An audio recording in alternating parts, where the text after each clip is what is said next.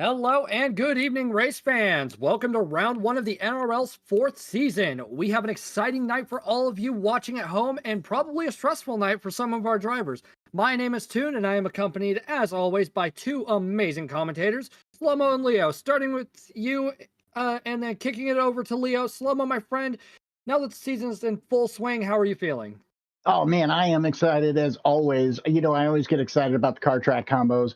We got two really cool combos for the drivers, challenging but also fast. So, looking forward to seeing some really good racing tonight. Glad to hear it. And Leo, how about you? Oh man, I am pumped for this one. I always get excited when the actual races kick off.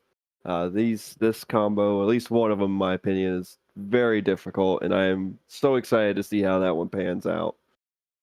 Fantastic. Well, let's go and take a look at tonight's festivities.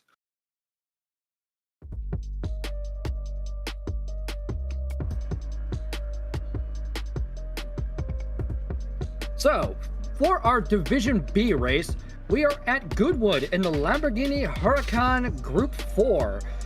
They will be driving around this historic circuit for 25 laps with a 10-minute qualifier. They will also be on racing soft tires, grid throw a false start check with 3 times tire and 3 times fuel, mechanical damage set to heavy, and brake balance is allowed.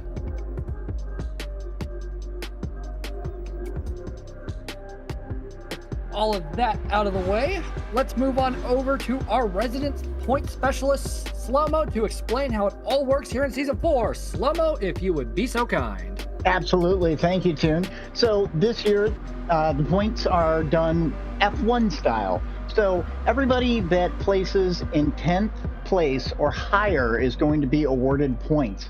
Those that don't hit that 10th or higher mark aren't going to have any points. And you'll see our race winner gets their 25-point mark, 18 for second, 15 for third, and so on down the line. The fastest lap will get a point also in addition to their race points. But that's only awarded, again, if you're in that top 10 of the folks here. So keep in mind, top 14 Division B drivers overall after our round 3 are the folks that are going to find themselves with that coveted final spot. Thank you, Slomo. Now making our way on over to the driver list for Division B, we have Deputy Fishtail, PHG Skellington, Luis, PHG Papa, PHG Salamander MN, PHG Fenrir, Redneck C137, Stumpy 2016, PHG Bells, Sugar Shuffles, Stumpy, Racer 51, Rowdy Rooster, and RWB Buckwild 76. Listed under their names are their team affiliations if they have one, or their free agency, as well as their YouTube and Twitch information should be applicable. By all means, please do go check out the racers that are streaming, but also bear in mind to leave our tab open and unmuted so you don't miss all the racing action. Now, while we wait for the final touches to be applied, Leo, you and I have tried to get cars around this circuit, and I can't do it for the life of me. How did it fare on your end? Well, Toon, that first day I tried it after the actual information was given out. It was difficult, man. Like, I couldn't figure it out to save my life. Turn 1 was the trickiest one, along with the double S's, I would call them. That was also a very tricky spot for me, and the chicane. Those 3 spots there are what determines the time on that track, and doing the fair bit of trial and error we did with it, time is of the most importance on this track. Oh, without a doubt. And let's see if all that practice paid off as we go and take a look at qualifying, which is underway now. We are currently on board with PHG Salamander MN in a stunning livery, as always. He never fails to impress. Him and Sugar Shuffle both. And my goodness. So, Slow-mo, this is a 4-wheel drive car. But it's also mid-engine, is it not? Yeah, June, that's correct. I mean, and it makes for, the car can be super nimble in some situations. But in my experience, it can also be a little slippery at times. So you got to be pretty cautious with it. Delicate on your inputs. You just can't do anything too aggressive there as you see Sal go through the chicane. I'd say that wasn't aggressive. That was more exuberant as he took out one of the signs and almost had a very intimate conversation with Barry R. and the pit lane. Okay, so they're definitely coming out of the gates hot, and you know what? Power to them. Just remember, this is qualifying. Oh, we've already got two wide actions side by side. Oh my goodness, guys, we're just started. It's qualifying. Have mercy. I think Racer 51 wanted to get out there in front of Sal, and he definitely had more speed, so it didn't look like he had as much of a problem as you would think, and he's drifting around the turn. He is. Let's see if we can get an instant replay of that. So we got some two wide action, some door-to-door, nothing major, just typical racing. And, oh, wow. Very well held, and it appears Racer 51 is part of the PHG Elite team. Leo, how many PHG Elite drivers are in this competition?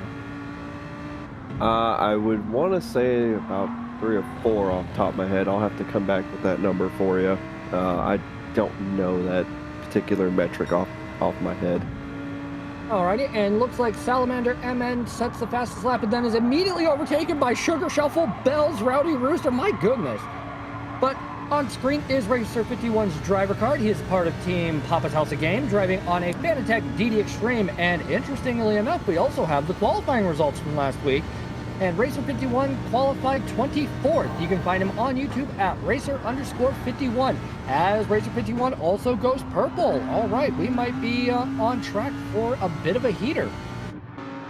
Now, Leo, pop quiz. What's the motto for Papa's House of Game? I'll have to get back to you on that one as well. I'm paying attention to another thing. Okay. I'm not about to butcher it again.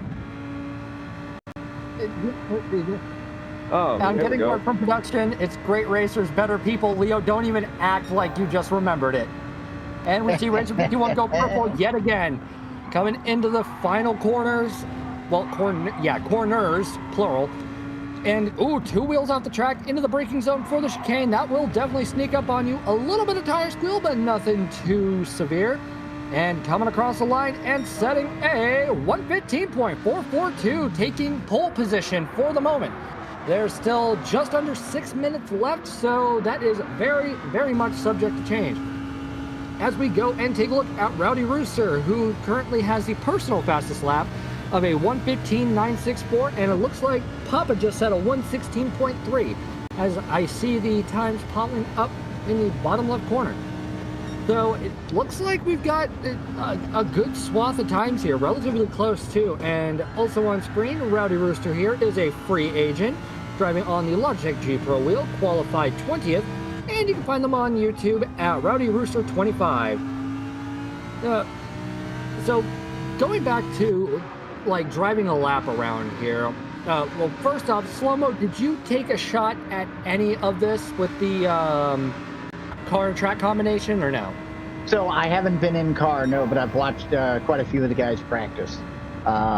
Boy, it's not the easiest car to get around the track, and I think the interesting thing about this track is there's not a whole lot of stuff to hit really. If you go off track, you could be in the grass for a minute trying to get yourself back under control. Okay, I gotcha. And Leo, since you did more practice in driving with your PhD teammates than I did, how did you come up with your brake markers for this? That is a very good question too. So I actually use the braking area as a general area to brake in, and that seemed to help me figure out a general spot to pick where to do that at the bend there, right as we saw Sugar Shuffles go through, would be where I would have. Because honestly, there's not that many markers here to determine when to hit the brakes and things like that. I understand. Now, for those of you on screen or watching at home, on screen is Sugar Shuffle's driver card. Sugar Shuffles is a free agent and the finest livery designer in all of GT7, as voted on by Digit Gaming's community. and he's currently a free agent driving on a Logitech G29, qualified 26, and you can find him and speed art of his liveries on YouTube at Sugar Shuffles. Ooh, kicking up a little bit of dirt coming into the tail end of the lap. Let's see what happens.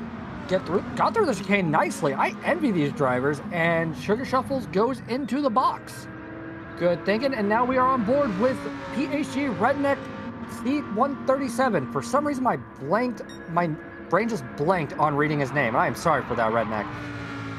Driving around in a pink and white Sim Racers Against Cancer, I believe it is, livery. And as it is October, it is Breast Cancer Awareness Month. Redneck C137 is a part of Team Papa's House of Game. Get used to hearing that. Driving on the Fanatec DD Pro, qualified 16th, and you can find him on YouTube at William Lyons, all one word. So, I'm gonna pose this question to production real quick. With the anti-cancer liveries, were those Sugar Shuffles that made those? I'm getting word from production that our very talented driver Sugar Shuffles did some moonlighting and created that stunning livery you see right there. Very nice to see, and it's always just fantastic to see our drivers, you know, showing support for causes, be it Mothers Against Drunk Driving, cancer awareness, whatever it may be. Now, Slow-Mo, are you the one cycling through the grid right now? I am, yeah. All right. Let me know if anything sticks out to you and want to know what you're seeing with your eyes, as we are on board with PHG Papa, who is the owner and proprietor of Team Papa's House of Games, 60-something strong and growing, driving on a Logitech G29, qualified 19th last week, and you can find him live on YouTube right now at Papa's House of Game, all one word. And it looks like he's got his personal fastest lap as still a 116.3, but speaking of fastest lap, PHG Thumpy has set a 114.873. My goodness. And I also just noticed Papa does have front bumper and front left rear or wheel damage. That's definitely going to impact the lap, but I mean, it doesn't look like it's hindering him too much as we go on board with Stumpy, who's in a DHL livery. That's a classic. And oh no, Stumpy, get on the track. Okay, so Stumpy's a free agent in Rally Crossing on a controller, qualified 25th, and you can find him on YouTube at Stumpy GT. Yeah, that was a coincidence. I didn't do it that time. He also does lawn service for Goodwood here. I guess, yes. Driver for DHL, driver for the NRL, and lawn mowing specialist. As we jump on board with PHG Fenrir Evil, setting currently a personal fastest lap of a 1:17.002. Not bad whatsoever. Definitely faster than what I could do. And is actually on track for a new fastest lap, as he is a quarter of a second up on his personal best. So we will definitely see him and a 1:16 in the same photograph here in a moment. PHG Fenrir is part of Team Papa's House of Game, driving on a Fanatec DD Pro, qualified 27th, and you can find him on YouTube. I believe he's live right now at Viking_Wolf73. Oh, and actually a 1:16.5 was able to shave almost another full quarter second off of his time. Well done to you, Viking. That puts him from P12 up to P10, and we have PHG Skellington going around for the final time in this qualifying session. Current fastest lap for PHG Skellington is a 1:16.543. He's only 8 thousandths behind Stumpy, so there is definitely an opportunity to do an upset and gain a position or two. PHG Skellington is also a part of Team Papa's House of Game, driving on the Thrustmaster T150, qualified in 28th last week, and you can find him on YouTube at Jack of Trades 0911. Trying to make heads or tails of what this, oh, I see, it's the Papa's House of Game, Task Force Bravo Sentinels livery and four-wheel drive. Well done, yielding to Thumpy, who is coming through the chicane to wrap up qualifying for himself. And let's see what he will come across the line with. 1:15, 1:16. Okay, so no records for the final lap, but still going to be starting pole from the looks of it. Thumpy also is a part of Team Papa's House of Game. I said get used to hearing it. Using the Logitech G29 Racing Wheel, qualified 15th, and you can find him on YouTube at Dwayne Taylor 3258. Now, with all that done, let's go take a look at the classified results for qualifying, shall we? So, starting pole will be PHG Thumpy 2016 with a personal fastest lap of 114.873, coming in behind by only 0.05 of a second, folks. That's almost completely side by side. Will be Racer 51 with a personal fastest lap of 114.928. Followed by Rowdy Rooster in P13 or P3 with a 115.194, rounding out our top three for the starting grid. Followed by PHG Salamander MN, Sugar Shuffles, PHG Bells, PHG Redneck C137, Deputy Fishtail. Going on down into P9, we have PHG Papa, Stumpy, PHG Fenrir Evil, and PHG Skellington. All in all, great times. Nobody over a 116. That was really good to see. I think we're going to be seeing some really close racing, especially when those pit stops come in. Oh boy, it's going to be a sight to behold. Isn't that right, Leo? Yeah, man, it's there's gonna be some excellent close racing. Hopefully, these guys have been practicing this, and passing's gonna be tricky. Personally, if I was out there, I'd be waiting for everybody to make that pit stop, and maybe either going for the undercut or overcut, one of the two, because I do not like passing on this track. Yeah, I'm not a big fan of it either. I mean, if it was like the older machinery or something like that, where the cars are a little more narrow, that's one thing. But I don't know. What about you, Slow-Mo? For me, my strategy on this track is going to be to stay close to the guy in front of me and wait for him to make a mistake and try and capitalize on that. And take the spot away from him, move up that way. I personally wouldn't be pushing too hard, trying to make sure, hey, that I'm in it in the end of the race. So I think keeping the tires on the pavement here is going to be of utmost importance for these guys.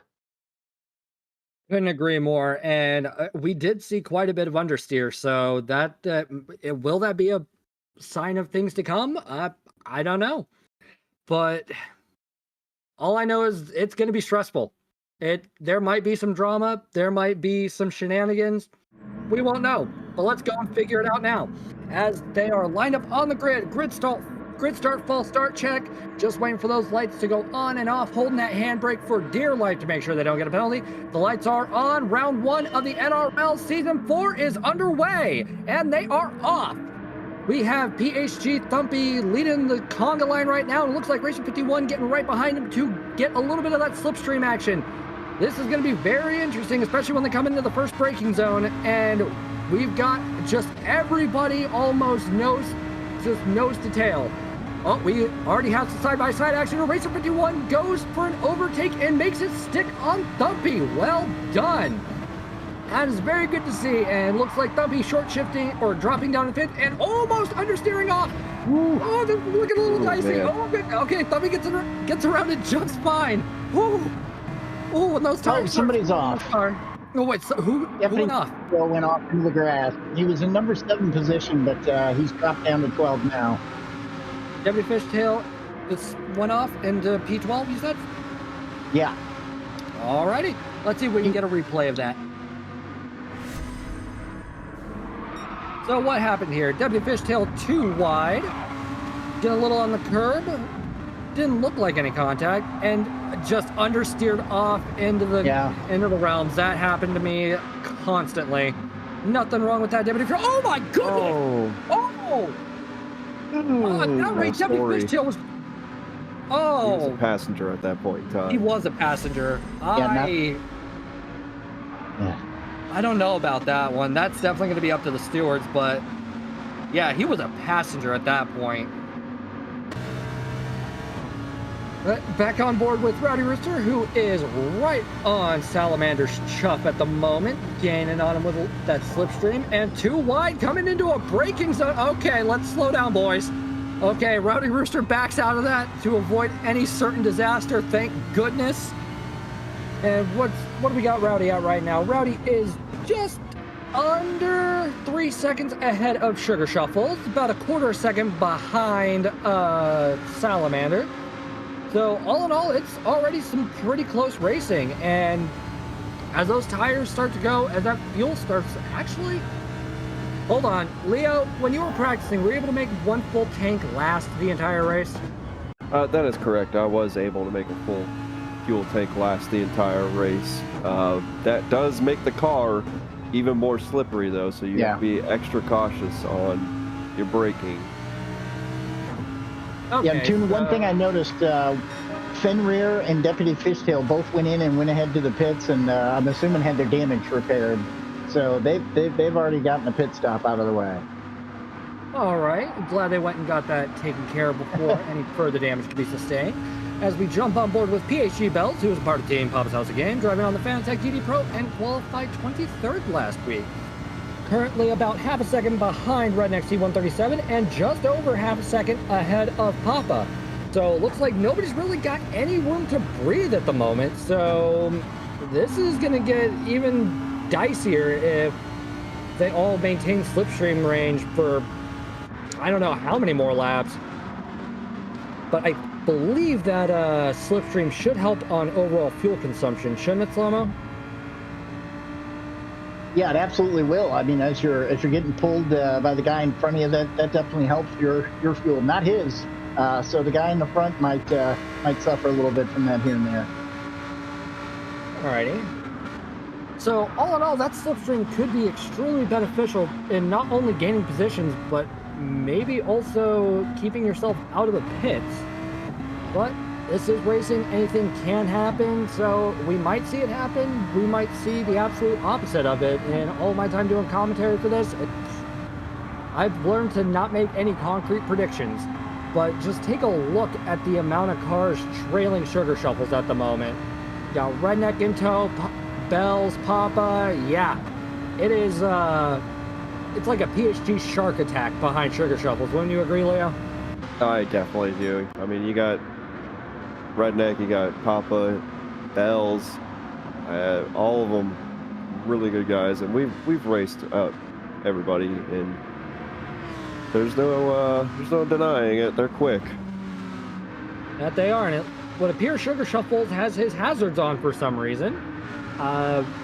Don't know why, but Sugar Shuffles, your hazards are on. You might want to take care of that. Yeah, Jim, we've got. Oh, go ahead.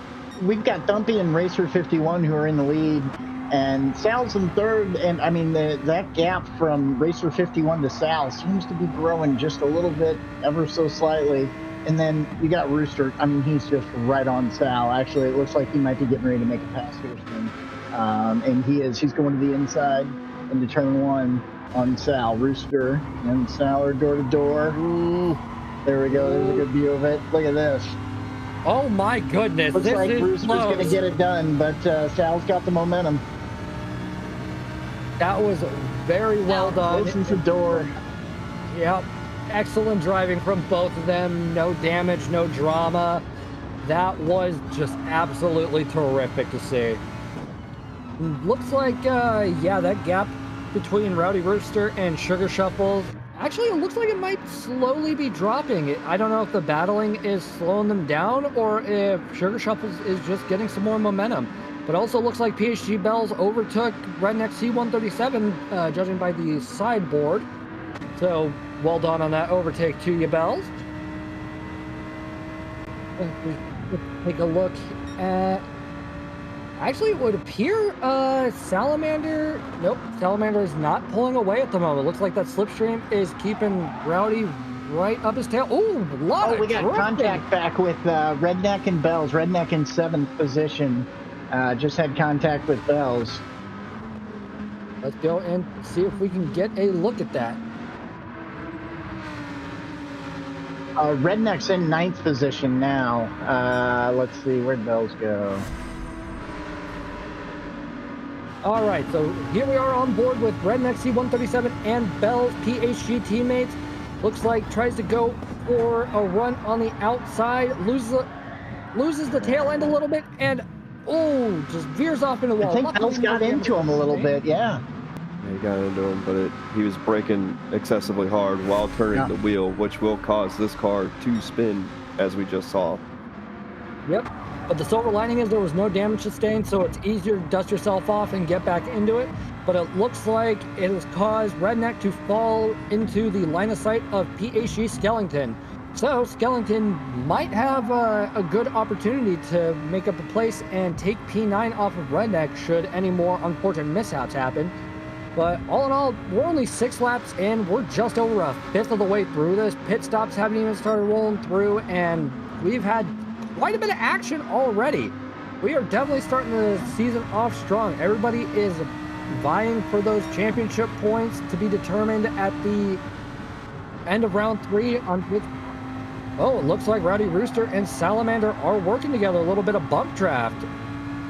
But yeah, it looks like everybody's trying to get as many championship points as possible, make their way up to the finals after round 3, because those points are calculated across both Friday and Saturday, and have a shot to not only be the NRL's champion for Season 4 in their respective division, but also get themselves a piece of a sweet, sweet cash prize, which is funded 100% by all of you watching at home and the dedicated members of the McNaughty Gaming channel. So super chat, super stickers, channel memberships, I believe, still count. Swiss bank account transfers, anything and everything. I'm also getting word from production that channel memberships do not count. My apologies on that one. But all that counts to go into the prize pool to be divvied up between our drivers at the end. And honestly, it causes them to drive a little harder for some reason. Don't know why. But as we near the end of lap 7, going, oh, Salamander goes off rally crossing. Oh my goodness! No. What contact from Rooster and Sal? Oh, jeez. Do we even need a replay to see what happened in PSG Bell 6 P4? Sal's got front rear damage. Yeah, both front axles. Oh, golly, Okay, that was rough. What went wrong here? Let's take a look. So Salamander's coming into the chicane. He runs wide. The grass tends to fall left. Oh, Right in front of Rooster. Yeah, it looked like Rooster tried to take avoiding action, but they were both passengers at that point. There was nowhere for Rowdy to go. If I'm Salamander, I guess I'd better start thinking about when I'm gonna go into the box. That is unfortunate to see. Now, even after being in an incident, Bells is just climbing right up the ranks. He's in 4th place. Sorry, I know we're on board with Papa here. Oh no, you're good. That is definitely very important to note. Bells has been just gaining places left and right, and what's interesting here is Papa's got 3 positions right in front of him, right for the taking. Salamander with the damage will be yielding to the faster cars. Great show of sportsmanship and professionalism from Salamander, of course. So that'll project Papa up into 7th, RJ up into 6th, and Stumpy into 5th. And I believe we saw somebody go into the pits. And it was Rowdy Rooster going and repairing some damage. It looks like Salamander is also going. So looks like we've got Papa giving Sugar Shuffles a bit of a bump trap. All's fair in love and racing, right? Oh no. Oh my goodness! Oh, I don't know about that. Where's he going? Oh, he got reset. Crap. Let's take a look at what happened there. As we see, Sugar Shuffle tried to save it as best he could, and my lord, this is... That back left tire caught the grass, and that's what turned him into the other field over there. He was coming too wide into turn 1, too much speed. That was heartbreaking to see, but it is definitely very easy to a very easy thing to have happen in this circuit, because as you see, there's really not any Armco to stop you. So, oh, and Racer 51's in the grass, but is able to save it. And oh my lord, look at Racer 51's tires. They are being shredded right now. Lap 10 of 25, not even at the halfway mark. How much longer can you run on those tires before thinking about going into the pits, Leo? If I was Racer 51, I would be going around lap 13. That's when I saw most of these guys going in. If you're nice to your tires and whatnot, you can actually probably make it to about lap 15. Oh, and it looks like Papa has jumped all the way up into P4. Well done, Papa. Now, I know Papa was having a bit of a rough time getting the hang of the track and the car combination, but with how he's driving right now, it looks like everything is clicking. He does have 1.1 second gap between himself and Redneck, and he's also got about a 9 second gap between himself and Bells. So he's definitely got some breathing room here, so he can kind of just get comfortable and figure out, where the groove is before having to go in and, box for a fresh set of rubber. Papa coming in around the penultimate or final corner. I don't know how to count that chicane, but coming in nice and neatly. Slight nudge on the wall. That happened to me way more times than I care to count.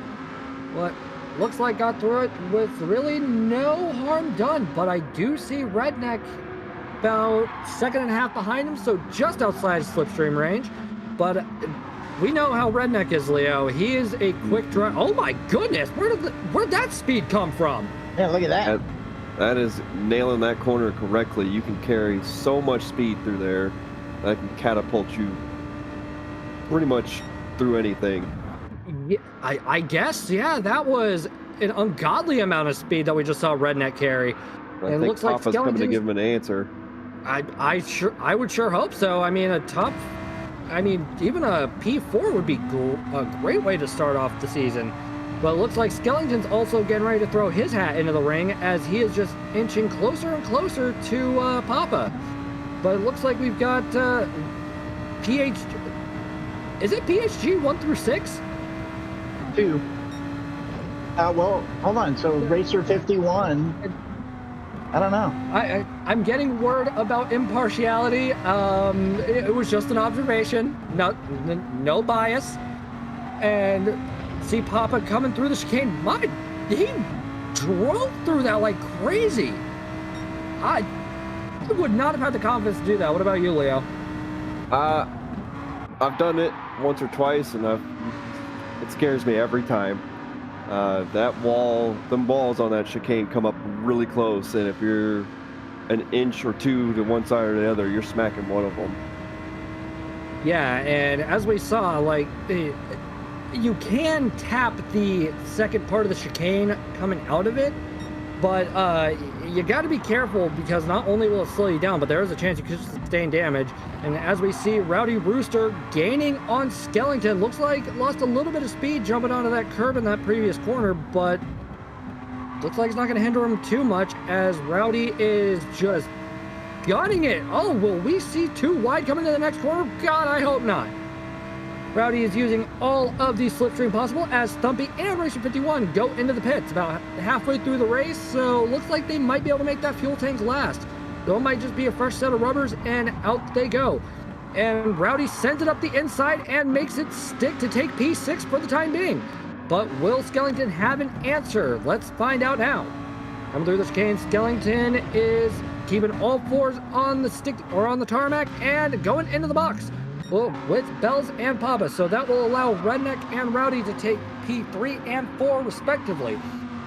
And it would also appear Thumpy and Racer 51 were both able to afford themselves essentially a free pit stop.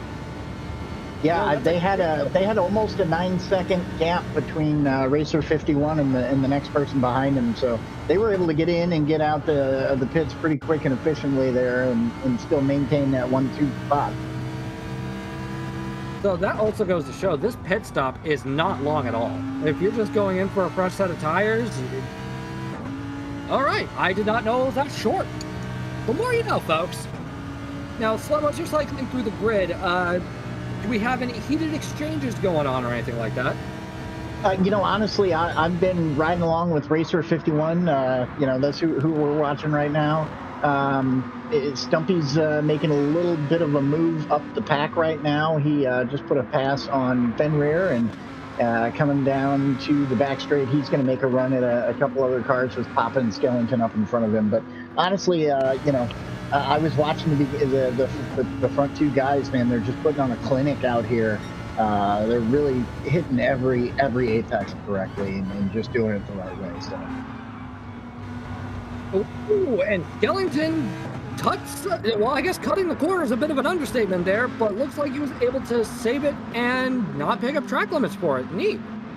As we jump on over with Fenrir, who is going into the box. Those tires definitely looking worse for wear. Moving on over to the DHL driver in Stumpy, who is currently about a second and a half behind PhD Skellington, and looks like doing good in tires. So let's see here. And jumping on board with our two drivers that are really giving it their all. I don't know if they'll be able to conserve tires, or since this is the latter half, they've already got a fresh set on, if they might just be gunning it the entire time. But I know with the new tire model, you do have to somewhat be mindful of how you treat those tires. Isn't that right, Leo? Yeah, Toon. It's more important now than ever to conserve tires, essentially not overworking them, getting them too hot. These guys are probably going to end up pushing it now just to make it to the end. At least that's what I would be doing. They're miles ahead of everybody. What, 8-second gap I see? So Racer 51's going to try to be as smooth and as thoughtful of his process to make them tires last. All right. Yep. As I'm looking at the... Oh, sorry. Go ahead, Slomo. Yeah, Leo, I was going to say to that same point, we saw Redneck push his tires to lap 14, and as he was coming around a couple of those last turns, almost drifting it, just, you know, he let a couple of people by him because he couldn't maintain control of the car after they got so worn out. So that's a great point. You know, the longer these guys can maintain the integrity of those tires, the better off they're going to be at the end of the race. This could shape up to be an exciting change of position type race when it comes down to the last couple laps.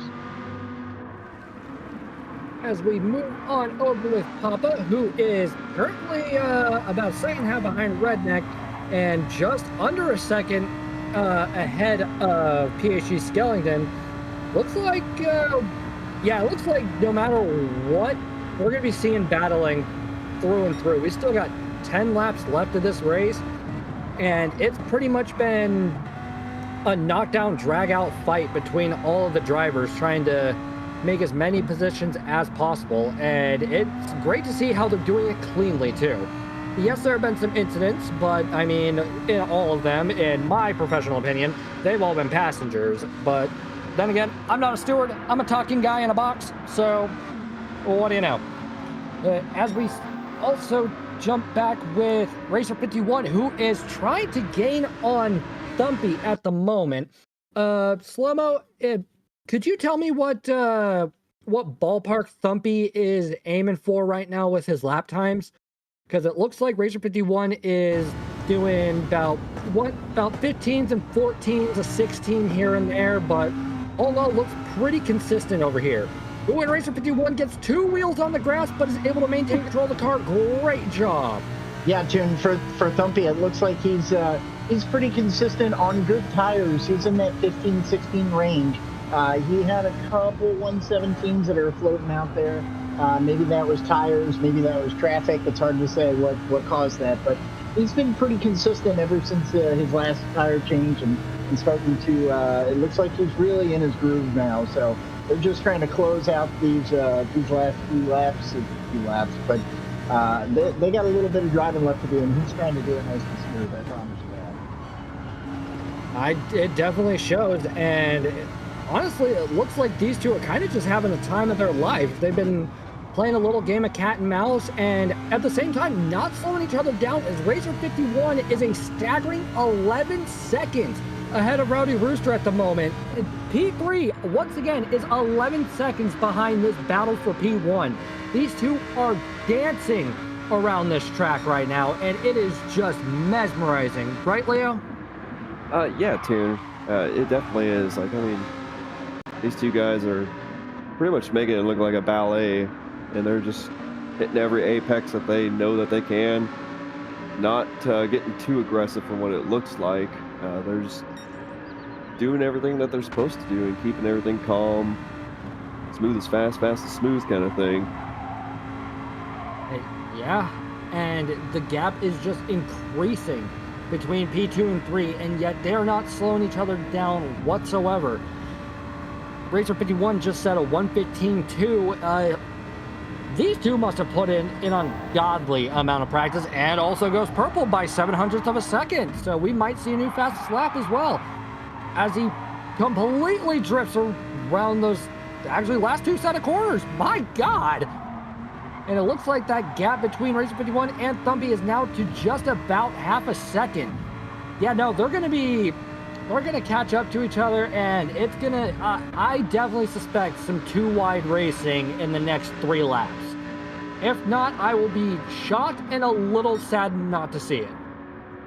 But it looks like the four-wheel drift did cost Racer 51 a little bit, but let's jump back on board with Redneck C137, as he is currently 3/4 of a second behind Papa, and also drifting it around there. I think drifting might just be the racing line for that one.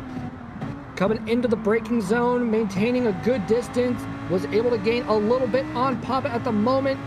P6 is definitely in Redneck's sights at the moment, but it looks like P8 is not too far behind as well, so Redneck does have to be mindful of what he does, because it's not only Skellington behind him, but I also see Stumpy's mirror right there as well. So they've got the amount of concentration these drivers must be having right now, and Salamander goes into the pits. Looks like Papa runs a little wide, which slows him down. Oh, and it looks like Stumpy ran wide in the back too. Let's go see how everything's going. Let's see how everything's going up at the front of the pack. So the gap is about 3/4 of a second, and neither of these guys are gonna quit until that checkered flag drops. And again, this is racing. Anything can happen, anything will happen, and I just hope we can get a good look of whatever might happen. Coming up into the sprint for the 19th time of asking. Yes, Leo? I was going to say earlier, when you were talking about these guys going at it, I'm thinking what Thumpy's doing is actually taking it a little slower to conserve them tires, while Racer 51 is pushing it to catch up to him. What do you mean taking it slow? Do you not see how fast Thumpy is dancing around this track right now? Like, I get it, Racer 51 does have the fastest lap right now, of a 1:14.855. Like, I get that. That point is not lost on me. But these two are literally just pulling away from the pack, so please make your case. Okay, so essentially what Thumpy's doing is concentrating on what he needs to do. Okay. Being as smooth as possible. Yes, his lap times are not super quick like Racer 51's, but he's also not pushing the car as hard as Racer 51 is. It looks like Racer 51 pushed it a little too hard. Racer 51 just lost a good amount of time to Thumpy. It went from 3/4 of a second to 1.5 seconds, and Thumpy just went blue. So we might see a new personal best from Thumpy as he comes through the chicane. Making a nice right, then a left, and clear onto the start-finish straight without touching any of the grass. And coming across the line, actually 0.03 of a second down. What?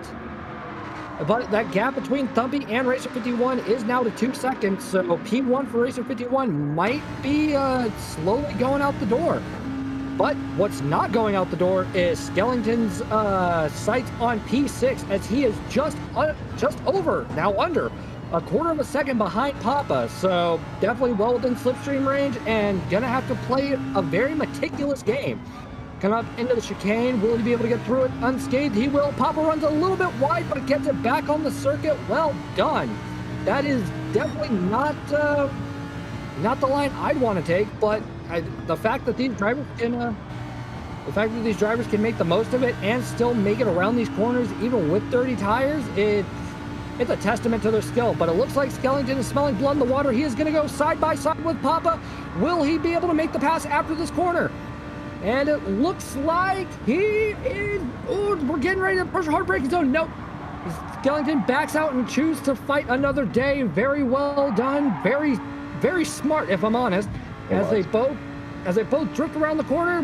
Where will Skellington attempt to make an overtake? Trying to take the inside. Papa shuts the door and uses all of the track available to him to start slowly pulling away. we might have a very good battle for P6 on our hands here, folks. What will Skellington do in response? Leo, what would you do if you had something like this going on? What I would do, honestly, I'd be trying to trail him as much as possible. Wait for that opportunity, either in the chicane. As Jack picks up a half-second penalty. Tough break. I think that's the first half-second penalty we've seen this race, is it not? Yes. I think it is. All right, jumping on board with Sugar Shuffles, and currently 4 seconds behind Skellington and Papa in their battle for P6, and about a second and a quarter ahead of Stumpy. So a little bit of room to breathe, but definitely can't rest on any laurels yet, as we have 3 laps left of this race, and it's anybody's game. I know what that time says, but yeah, it's literally anybody's game. And Slow-Mo, as we near the tail end of this, how's it looking on your end? You know, I've been watching Thumpy and Racer 51 here. The gap between those two is about a second and a half. You know, Racer 51 is while he's pushing that car. Looking at the replay we got here. Oh, and Viking I think that's Fender area, yeah, just into the grass and then into the other side, into the wall. It's damage. Bad time to have an issue there. Yeah, very much agree with you there, Slow-Mo. And moving on back up the grid to the heated battle for the race win, and Rowdy Rooster is off in the grass. What happened there? Let's take a look. Coming up into turn 1, those tires are absolutely cooked. Yeah. Looks like a little bit of mid-engine shift getting onto the grass, and yeah, looks like Mother Nature decided to turn Rowdy Rooster into a ballerina with some pirouettes. That's unfortunate. Everything is starting to unravel, it seems. Yeah, and Tune, if we can look at Racer 51, you know, I'm looking at him and Thumpy's fuel level.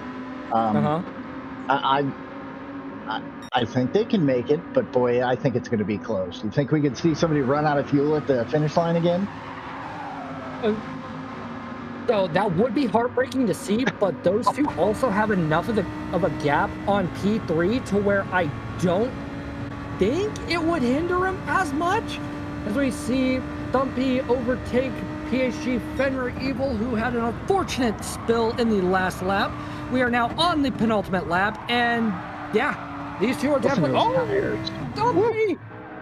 Oh, that would have been devastating to see. Okay, glad he was able to maintain it on the track, but Thumpy did lose a little bit of that lead he had, so that gap is now only 1.3 seconds. Oh, and it's and looking at the tire wear, that's got to be playing a huge factor. I think Thumpy's got the tire advantage on Racer 51 right now. It looks like Racer 51s are just a little bit more worn, and maybe like Leo said, because we saw him pushing so hard and sliding that car out as much as he was, but it's kept him in the race. I mean, he's second and a half back from the leader as we're coming onto our last lap. Yeah, making our way to the final lap. Yeah, Thumpy was playing the long game on this one from how it looks. Was able to force Racer 51 to push the car even further, so I don't know if it's luck, high racing intelligence, or what it might be, but whatever it was, it paid off for Thumpy in just miles and miles of open track. So yeah, at this rate, as long as they can keep business as usual. Oh, hold on. What have we got going on here? W Fishtail and Rowdy Rooster doing a little bit of side-by-side action as we go to the rather cool helicopter here. And making our way back up to the front of the grid to bring this race to a close, at least for the battle for P1. Looks like Thumpy is going to hold on to it for the time being, at least, with a 2-second gap over Racer 51 and just bringing it around, almost getting onto the grass, which would have been devastating to see. Keeps it on the black stuff and coming up to the start-finish line to go and take the race victory for Round 1, Division B of the NRL, and Racer 51 does some pirouettes across the line in Okay. NRL fashion. PhD Bells will take that last podium spot, it seems, and for some reason there's a yellow from Racer 51. This game. Making our way over, we have Redneck C1 has second gap over Skellington at the moment. And it looks like Skellington was able to make that overtake stick, and also looks like was able to overtake Sugar Shuffles. So coming across the line for P4 will be Redneck C137. As we see Skellington coming across the line, 2.5 second gap, give or take, from Sugar Shuffles. And speaking of Sugar Shuffles, coming across the line right there. Papa coming home in P7 and was able to hold off Salamander, who will take P8. We wait for Deputy Fishtail to come across the line. Very well done indeed. And now we just go and take a look at Stumpy. Stumpy is his tires are done, buddy. Oh man. I wonder what happened there. He's had some challenges here on that last lap, and they've been really slippery. He was sliding all over the place. He lost 2 or 3 spots in that last lap alone. Oh my goodness, that is unfortunate. Congratulations too. Yes, congratulations. Well done, pole position and a clean race. Now let's go and take a look at the provisional classified results. So, taking the race win will be PHG Thumpy 2016, who came in with a total race time of 31 minutes and 53 seconds, .518. 2 seconds ahead of Racer 51, who he had an insane bout with. But Racer 51 will get a bonus point for holding the fastest lap.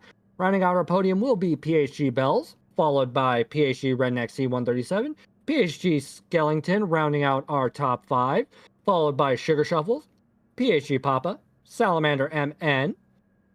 Moving on over into P9, it will be the Deputy Fishtail, followed by Stumpy, then PHG Fenrir Evil, and Rowdy Rooster, who somehow got... I don't know how that happened, but honestly, that was an amazing race. Well, what are your guys' thoughts? Starting with you, Slow-Mo, since you were the one on track. Oh man, that was exciting watching the guys at the front just really kind of rip away from everybody. Ended up I think almost 20 seconds ahead of the third place finisher. So just a clinic from the guys up front today. Could not agree more. Now, Leo, what are your thoughts on what we just witnessed? I mean, I'm gonna have to agree with Slow-Mo on that. Them guys putting on a clinic up front. Also anxiety inducing on some of them turns with too wide. I don't know how I would feel about that. I'd be shooken up after this race. I'm just thankful there was not as much carnage as we thought, but these guys have been practicing a lot, so it was a fantastic job by everyone on the track. Yeah, that was a great way to start this season off. And honestly, if that's what Division B had, I can't wait to see what Division A has in response, because yeah, it looked like they were just giving it everything on that track. Just absolutely astounding racing from all those involved. And to our Division B drivers that just had the race finished, the race may not have gone the way you wanted. The race may have gone the way you wanted, but at the end of the day, you all raced like crazy. You gave it everything you had, and there's always room to improve in the next round. So don't beat yourselves up. Just dust yourselves off and get back in there and give it another go. And while we wait for our interviewees to show on up, Slow-Mo, with what we just saw, do you, and of course, all of your time, doing this with me here in the booth, do you think this might be the most intense season of the NRL yet? Oh, absolutely. It's going to be the most season of NRL yet. I mean, just starting off with the qualifiers.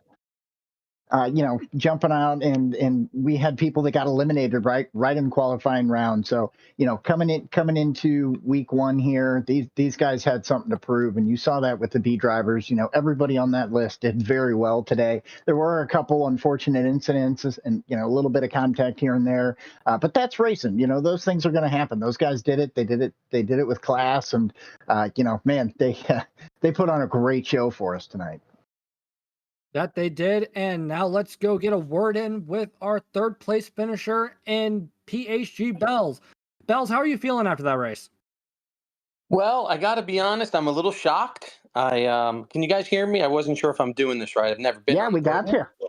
Yeah. Yeah, I'm a little shocked. I had a plan, and it was to not make any mistakes, not hit anything, not hit anybody, and just stay on the tarmac. And I thought I might move up a slot or two from my qualifying position, but I was really pleased. I trusted the process. I practiced quite a bit. I got to put a shout out to Viking Wolf for setting up a lot of practice rooms and really goaded me to get in there. And yeah, it was fun. And I was working hard, trying to keep the car from getting too squirrely, which it is a difficult car to drive. That it is. And so we saw you jump up many a position. Uh, and you mentioned Viking Wolf setting up the practice lobbies. How many days of practice for just this race did you put in?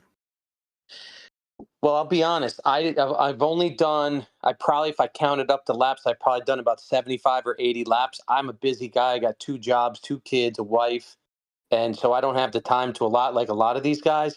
I get to my speed pretty quickly. It's just my speed isn't quite as fast as guys like Sal and Thumpy, and I just think I got lucky. I didn't make any mistakes. Understand that completely. Slow-mo, any questions? Yeah, congratulations on the podium. Very well executed plan, trying to stay out of trouble. Correct me if I'm wrong. There was one situation where you had a little bit of contact. I think somebody was sliding around you. Can you tell us a little bit about kind of how you managed to stay out of trouble there?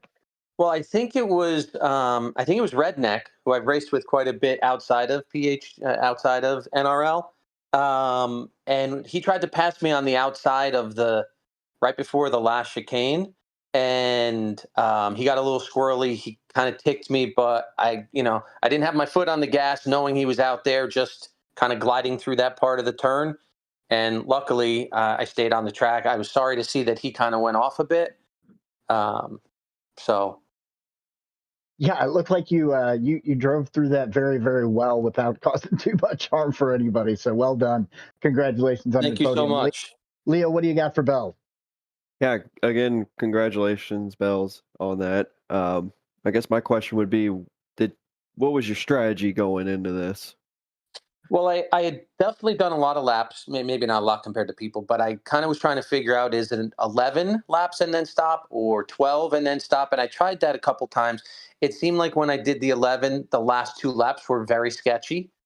So I went with the 12 and then the 13 with the less fuel. But the one thing I figured out in practice today was that's that lap, that turn where me and Redneck came together, kind of close together. I took a very inside line on that turn, avoiding the grass on the outside, because I hit that grass multiple times in practice trying to be wide. And that was, I think, the biggest difference, because for me, that was where I was struggling, losing it at that. I mean, if you ask Pop, I ran him off the road earlier last night doing that turn and got sideways and hit him off track. So I took a very shallow inside line with a lot of brake and then coasted through it and gassed as I was exiting it right before the chicane. Right All right. on. Well, once again, congratulations on your podium finish, and we can't wait to see what you do in round 2. Thank you so much for your time, Bells. Have a great night. All right. Thank you, guys. I'll be watching the next race. Go Wid. All right. Congrats, Bells. Thanks, guys. Making our way over to our race victor, PHG Thumpy 2016. Thumpy, how are you feeling right now? You won of season 4. Good. I'm feeling good. Didn't think I'd win that. I don't know. You were driving it like it was second nature. So I got to ask the most important question for this one. So as we were racing, you were doing just amazing tire saving, and you were causing Racer 51 to push that car to the absolute limits to the point to where he did run off or run wide a couple times. Were you planning on just kind of playing a game of cat and mouse with him and forcing him to overexert the tires, or were you just more focused on what you were doing and weren't really paying attention to what was going on? Well, I was focused on saving my tires, and I was short shifting. As soon as I started pulling away from him, I started short shifting because I ran out of gas, maxing out the pedal every chance I got. So I was short shifting, and that somehow made me pull away a little bit and save tires too. And I was downshifting early to keep from sliding it in the corner. Those two things, that pretty much did it. Huh, I would not have suspected that to play that much of an effect. Slow-mo, any questions?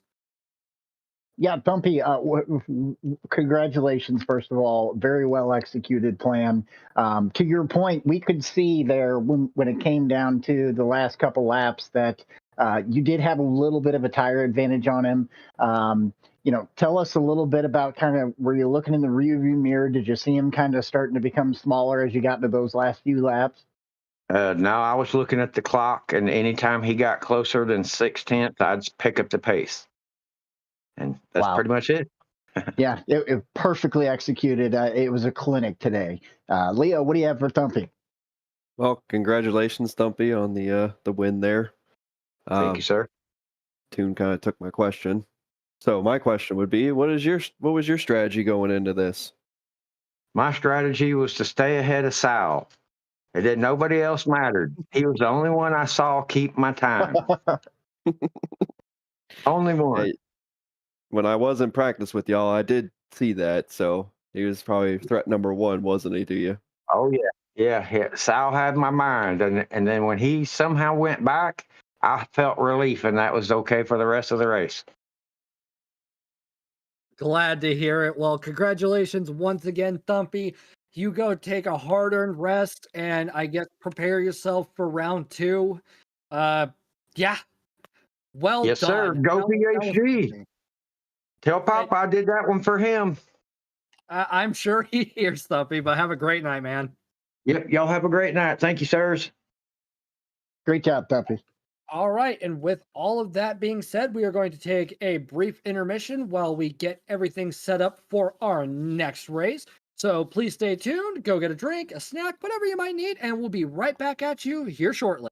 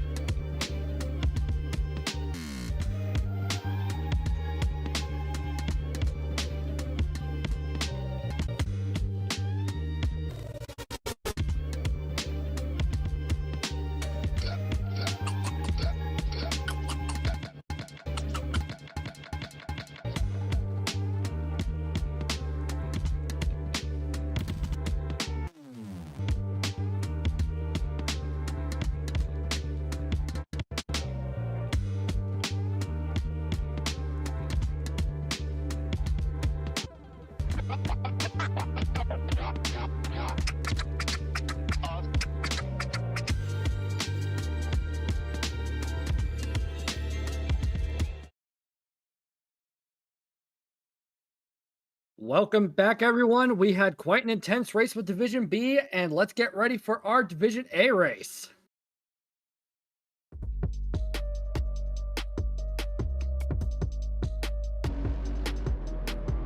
Flying from Britain to New York in record time, we are now at Watkins Glen, where our Division A drivers will be in the Lexus RCF GT3 2017 Group 3 car for 16 laps with a 10-minute qualifier. They will also have racing hards and racing softs available to them, but no mandatory tires.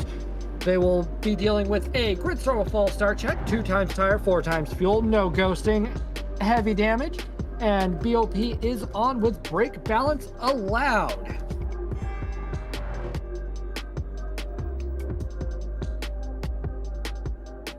Making our way over to the point spread, we send it back on over to Slow-Mo to tell you all how it works this go around. Yeah, thank you, Toon. So again, we've got the F1 point system here where first through 10th place are going to get points. You'll see the points allocated for those positions on the screen. And then the individual that runs the fastest lap, as long as they're in 1 through 10 position, will also get an additional point added on to their race total points there. So the top 14 drivers in Division A are going to be working towards that coveted spot to get on to the final round. Thank you, as always, Slow-Mo. Your knowledge of how this works is definitely a benefit. Now, moving on over to our driver lineup for Division A, we have Chief Apollo 11, RWB Nav, Talon, PhD Shagadoo, The Truth Serum, Purple Perp 44, La Cabra 809, Velvet Thunder, MK, PDX Varial, BHR Polias Pangolin, WID, Darken Azriel, and Ando. Listed under their names, as always, is their team affiliation or their free agency, and also will be their YouTube and or Twitch information should it be applicable to them. Feel free to go take a look at their live streams should they be streaming it, but please make sure to leave this tab unmuted so you don't miss any and all of the racing action. Now, hot take here, I think Division A, just because it's Watkins Glen, a track everybody has track everybody's got plenty of experience with, this is going to go one of two ways. In my opinion, it's either going to fan out insanely, or we're going to have everybody right all over each other because of just how close the qualifying was. And with how the tires are set up for this Division A race, Slow-Mo, what are you expecting? Do you think we'll see somebody just no stop it on hards? Do you think we'll see people do a one stop with the softs? Like, what are your predictions for this? You know, it's an interesting perspective, but I wouldn't be surprised if you see some people running the hards. They might not even touch the softs unless they need to. If they can pull a no stop off somebody like a Shaggy, you know he wants to, but it is going to be pretty difficult with the new tire models. That really could come back to haunt somebody if they get into a lap and just lose all control. So I think you're going to be really seeing these guys push as far as they can go on the tires. I know they're going to qualify on the softs, obviously, but I would not be surprised to see the whole field start off on hards. I gotcha. And Leo, any predictions before we go and take a look at qualifying? Not at this moment, too. All right, well, then let's cut all the chit-chat and go take a look at the racing action as qualifying is now underway. We will be on board with Chief Apollo 11 in a quite nice-looking Lexus livery. I enjoy that. Now, heading up on towards the back straight, looks like has, well, the Truth Serum, Talon, and somebody else in tow. I think that might be Velvet Thunder, I'm not sure. But Chief Apollo 11 is a free agent driving on the Logitech G Pro wheel using the PSVR 2 headset. Qualified first for Friday last week, and you can find Chief Apollo on YouTube at Void Gaming, all one word.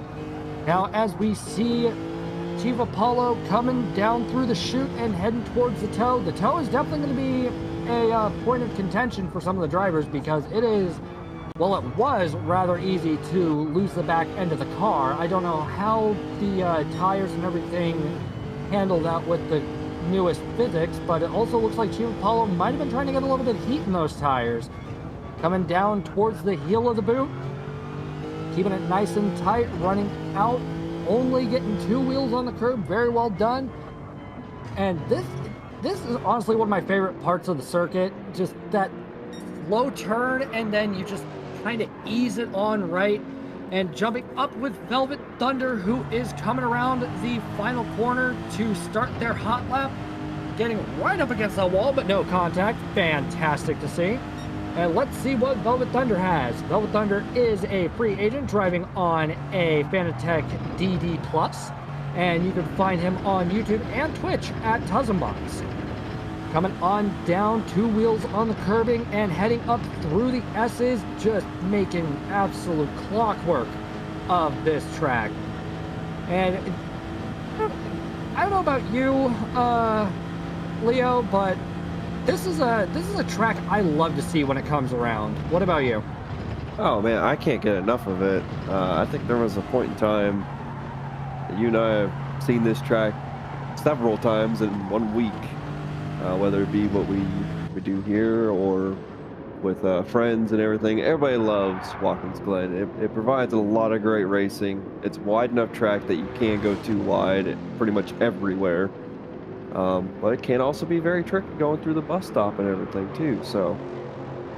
It can, but that bus stop chicane is just so much fun. Wouldn't you agree, Slomo? Oh, I would. I love Watkins Glen. I'm kind of like you. Once I see it pop up, I get excited. We know this track very well. We've obviously, a lot of the folks that we know have run this track quite a bit. We've seen it come up in leagues and dailies and all that good stuff. So we've gotten to drive it in a variety of cars. The track itself, like Leo said, it's fun. You get to race people here. I don't know if you're going to see quite as many mistakes as Goodwood had opportunity for, but there are still plenty of opportunities for errors here. Couldn't agree more, and Velvet Thunder will come across the line and set the fastest lap for the time being with a 1:44.625. The ball is now in everybody else's court, and Talon responds with a 1:44.465. Luckily, we still have plenty of qualifying left, so that is definitely subject to change, as Wid sets a 1:43.831. Wow. Yeah, they're dancing around this. My goodness. And as we jump on board with S7R, the Truth Serum. The Truth Serum is part of Team Sector 7 Racing, driving on the Fanatec podium and coming through the back stretch at about 160 miles an hour, coming into that bus stop chicane, already up by 3/10 of a second, and just, my God, blitz through that chicane. Well done by the Truth Serum. Shifted down into the third to get a little rotation, and short shift back up to, actually it just shifted up in the fourth, really. Coming down into the toe of the boot, or into the chute, my apologies.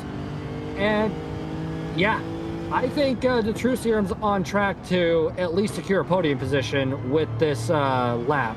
Short shifting up into third, that might have slowed him down a little bit, but we'll see. Not too much, as he is up still 1/10 on his personal fastest lap, and there's still a good amount of track left, so we could see more time gain. Coming down into the heel, and yeah, absolutely gunning it. I think everybody's currently fighting for the best possible start on the grid, which, as you showed with a qualifier, but you also don't want to overexert yourself lest you wind up fatigued in one way or another before the race even starts. And it looks like the True Serum is going into the pits. Interesting strategy, but all right. Taking a look on board with Darkin, Azriel, Lacabra has also gone into the pits, as has Azriel. Everybody's boxing. This is peculiar. Well, jumping on board with Talon, who is coming up through the S's and is only 2/10 behind Lacabra, so there's plenty of opportunity to go and secure a P2. Oh, and has gone purple. We might see a new pole sitter. Coming through the chicane in exuberant fashion, over 120 miles on the exit. Fantastic. going in from the chute. What will we see here? Down into second and short shifting to third, belting it on out, getting onto that curbing.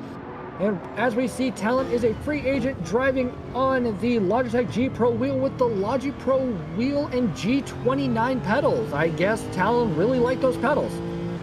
And looks like Talon is 300th up on his personal fastest lap.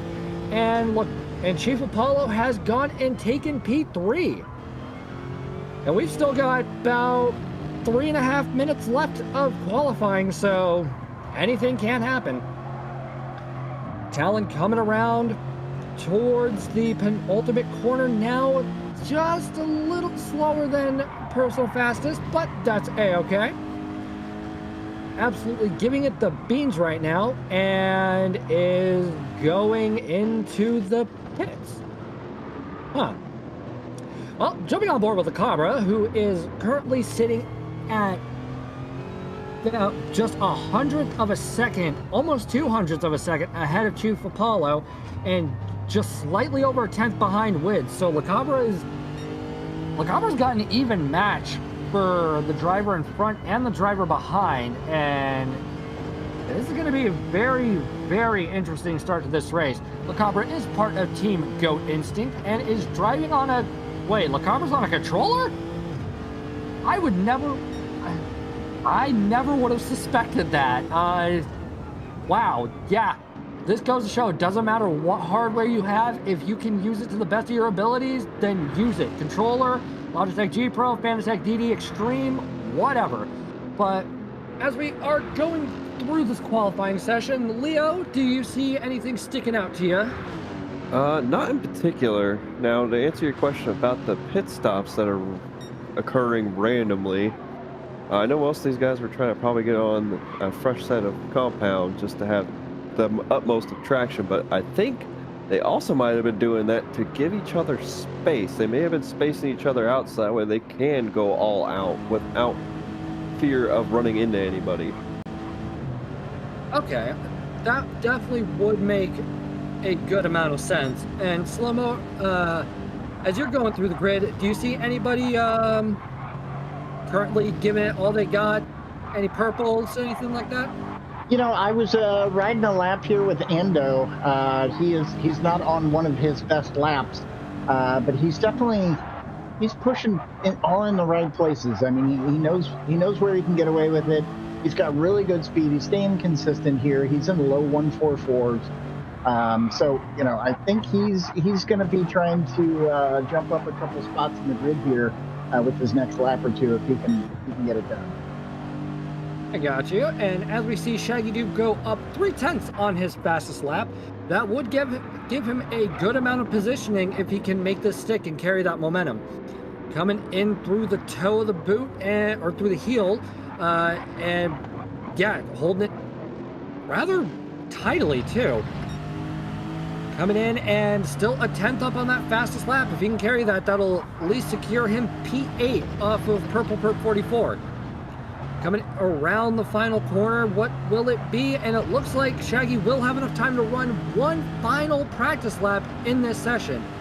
Comes across the line with a 144.213, jumping all the way up to P5. Just 300ths of a second ahead of the True Serum and 700ths behind Talon. Running a little wide coming through the 90 and up into the S's, but I don't think Shaggy will get any penalties for track limits infringement. Jumping on over with Purple Perp 44 in the purple Lightning livery of his Lexus. Lightning livery Lexus, try saying that 5 times fast. Coming up into the toe of the boot, holding it nice and neat, not getting too close to the curb, and belting it on out to the second time, or the third time, and a 10th up. Purple Perp is a part of Team Beehive Racing, driving on the Fanatec DD Pro. Going in through the heel and is just absolutely flying into the hard braking zone. The sweeping left-hander, still a fun corner. Belting it on out in the latter half and up 2/10 on his personal fastest. We might see Purple Perp climb up the rankings here in a second. As he comes around the last turn for the last time in this qualifying session, what will it be? Ooh, almost kissing the wall on that one. And across the line with a 144.174, propelling him all the way up to P6. Well done. And Darkin Asriel is going to put a little bit of showmanship in there. The fastest lap for this qualifier was Wid with a 143.441, but we will definitely take a look after qualifying has concluded, take a look at everybody's lap times just to see how the grid is looking. Yeah, Toon, while we were watching there on that last lap, Wid decided to go ahead and just beat his fastest lap on his very last one, dropping it down to the 441. Well, if you recall last week, we did see quite a bit of last-second chicanery. You bet we did. Looking at Wid's Razor livery Lexus, as I stare at my Razor mouse and my Razor headset, good taste.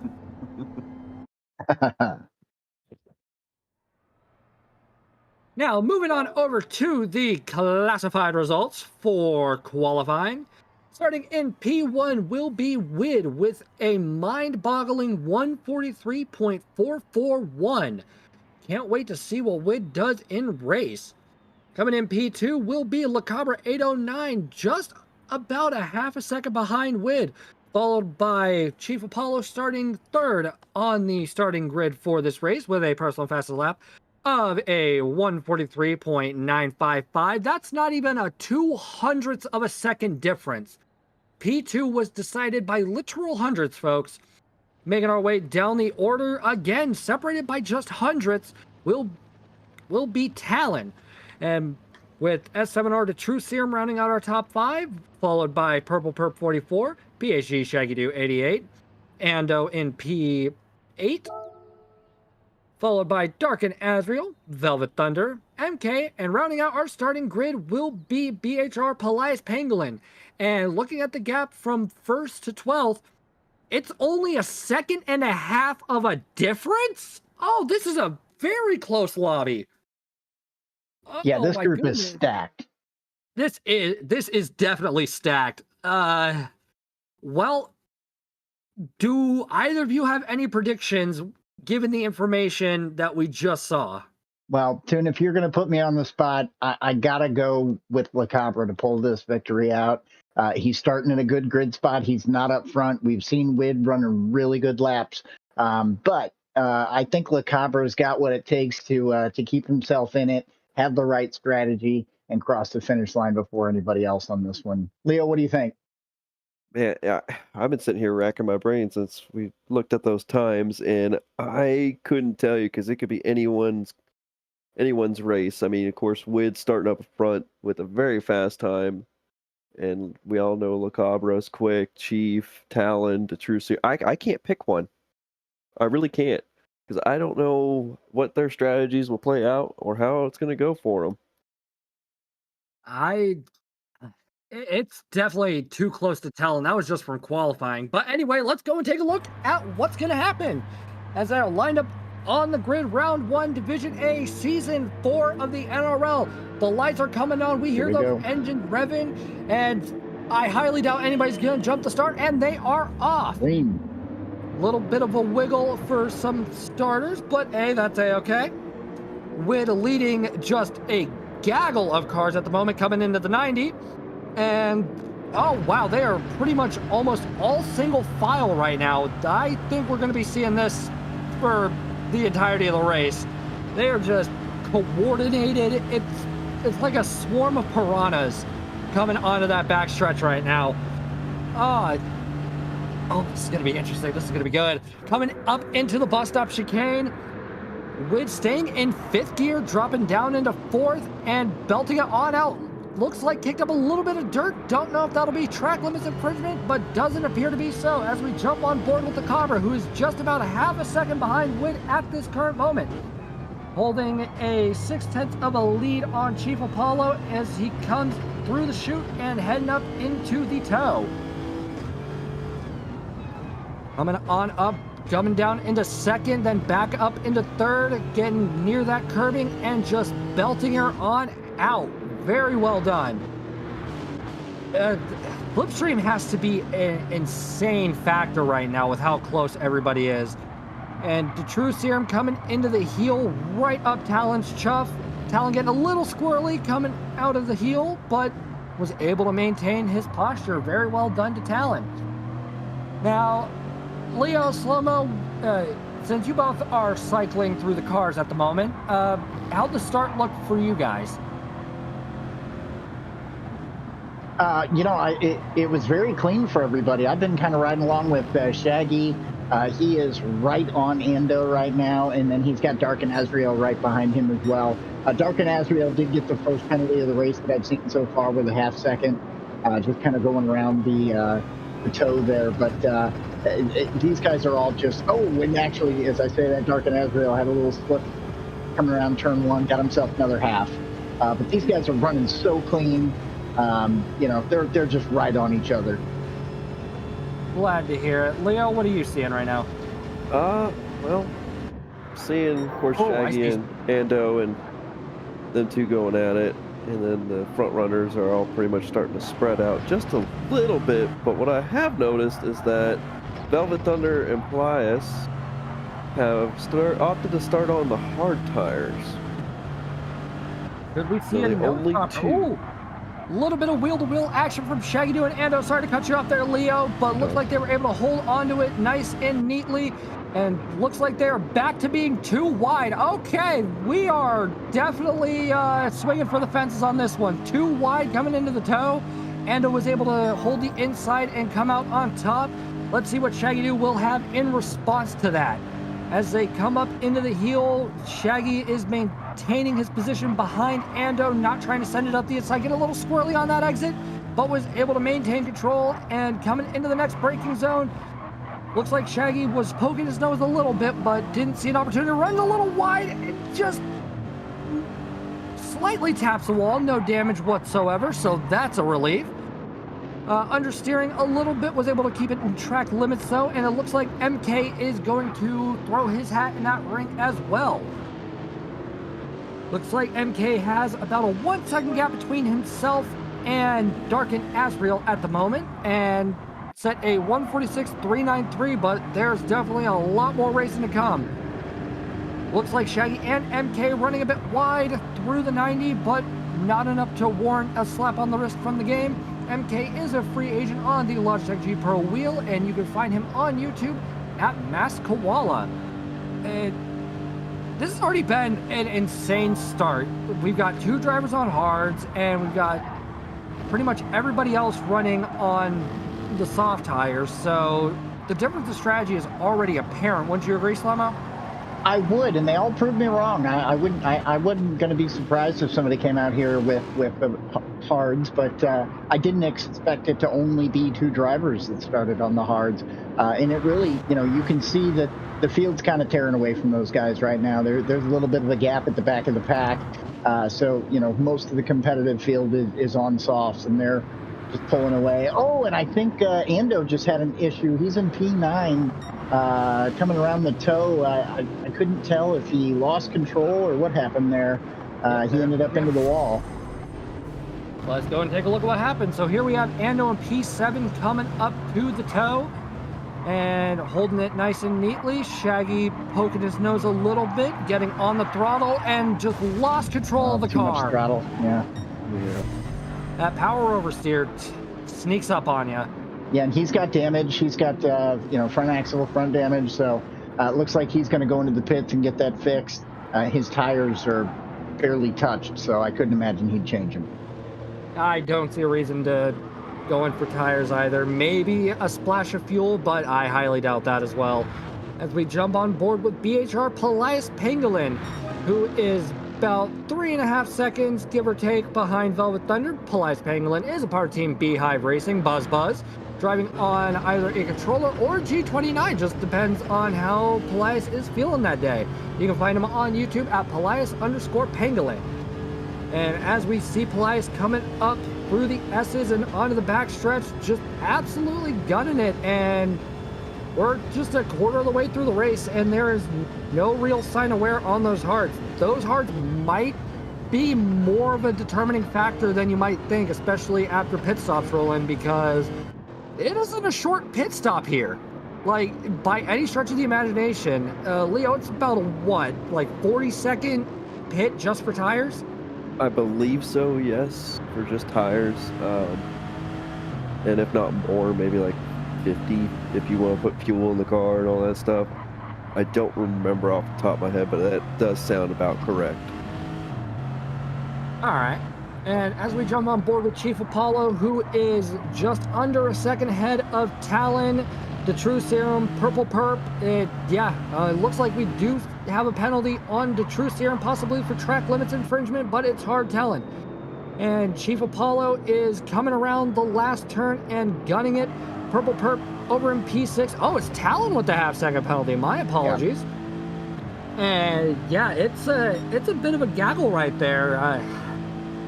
The amount of stress these drivers must be under right now, having just such a stacked grid and just how close it is. I mean, Purple Perp's not even half a second behind the True Serum, and the True Serum's maybe a half second behind Talon. So one little mistake right now could cost these drivers several positions, and that I'd be shocked if it's not floating in the back of their minds, as we see Purple Perp set Purple by a 10th. So I guess it's perception right now, folks. Coming into the outer loop, looking nice and smooth so far. All of the drivers. Oh, there's even more drivers close by. Oh my lord. Yeah, this is definitely this is a grid where you want to be as close to perfect as possible. As we see, MK is just over a second behind Shaggy Doo and just over half a second ahead of Dark and Azriel. This is a precarious position. What are your thoughts, Leo? I mean, me personally, I want to at least stay as smooth as possible. Like you were saying, this grid is within a half second of each other, if not a little bit more. So any mistake would cost you dearly. And you know, it's hard with these guys. These guys know what they're doing. They do indeed, and just looking how everybody is pretty much moving in sync, that just shows how talented all of the drivers in the NRL are. Like, my God, they can only be described as world class. As we jump back on board with Talon, who is in P5 at the moment, just slightly over a second behind the True Serum, and barely a quarter of a second ahead of Purple Perp. That slipstream is going to be in Purple Perp's favor for quite a while, especially because Purple Perp has got that gap to a 10th. Oh, he is gaining. Oh, backs out of it early to avoid any unnecessary contact. Great to see. And they just get back to business after the chicane and into the outer loop. How will Purple Perp respond? Looks like that gap has increased to about 0.3 of a second, maybe going into 4th. Talon keeping the door shut, great defensive driving, taking the inside line and belting it on out, making sure there's no opportunity for Purple Perp to easily get on by. If Purple Perp wants to overtake, he's going to have to fight for it, as we see Perp trying to take the inside, but backing out and going back into the slipstream of Talon. Heading up into the heel of the boot, what will happen? Looks like Perp will not try and poke his nose in, send it up the inside, but instead choose a better opportunity, and just all the cars are flying on by. Wow, what a race we've already seen so far. It's only lap 6. Oh, and La Cabra has a half-second track limits infringement. That'll cost him a tiny bit, but there's still 10 laps of racing left, or I guess about 9 as La Cabra comes across the line. Still plenty of time to bounce back. Anything can happen, anything will happen, so the only way to know what will happen is to just sit back and watch. Now, Slow-Mo, what are you seeing right now as you're cycling through the cars? You know, I was actually riding along with La Cabra. He got that half second just after the boot there. Or the heel, excuse me. And, you know, that's unfortunate. That's going to put him a little bit further back behind Wid. Wid's been holding a pretty steady gap there, just at the, 1.7 seconds ahead of La Cabra. And then you see there's about a 4-second gap from La Cabra to Chief Apollo. So we're seeing something kind of similar to the way we did last race. And the front two are really starting to get a little bit of breathing room here and try and pull away. Obviously, LeCabra's going to serve this halfer and then try and keep his 4-second gap in front of third place. And the thing is, right behind LeCabra, with that gap he has to Chief Apollo, it's an absolute murder of cars just ready and waiting to pounce. As we saw those at home just jumping to that TV camera as we jump on board with the True Serum, it wasn't just him right there, it's everybody. Coming into the braking zone and sweeping left-hander, holding everything nice and neat, getting a little squirrely on the exit, but it looks like Talon and Purple Perp are still right all over each other. This is gonna be interesting to see play out as they come into the last turn. Looks like Purple Perp's been pushing the ever-loving daylights out of his tires, and Talon goes into the pits, but did cross that yellow line, so I would be surprised if we see a 3-second penalty, and it looks like Shaggy also is going into the pits. If I could get one of you two to stay on board and let me know if Talon wound up with a 3-second on that one, that'd be much appreciated. Yeah, I got that. Will take P5 for the time being and has about a 3-second deficit to S7R to True Serum in P4 and about a 2-second lead over MK at this current juncture. As we go on board with Talon, who is going to be leaving about a 1.5 seconds ahead of Shaggy. Let's see if he was able to get through the pit stop scot-free. Making his way out of pit lane. Yeah, that was about 40 seconds. And also no 3-second pit lane infringement. Well done, Talon. Oof. But he can't breathe yet because he's got Ando running full throttle right behind him. And my God, is he sailing.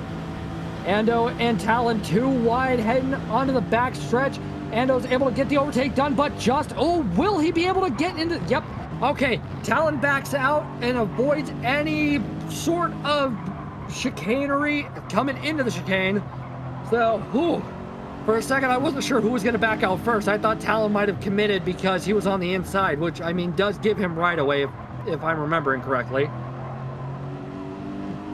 But Ando does have the tire wear advantage, so I guess it does make the... Oh, Talon has Talon's got fresh set. Endo's on some used rubber there. Endo just had the better speed though, right? So I mean, it makes the most sense for Talon to kind of give that spot up, jump behind, and keep up. And it looks like Witt and LeCabra are going into the box on lap 8, which will allow the True Serum to project himself into P1. Will anybody else be able to take P2 and 3 off of LeCabra and Witt at this time? And we got a bunch of people in the pits. Oh, we do?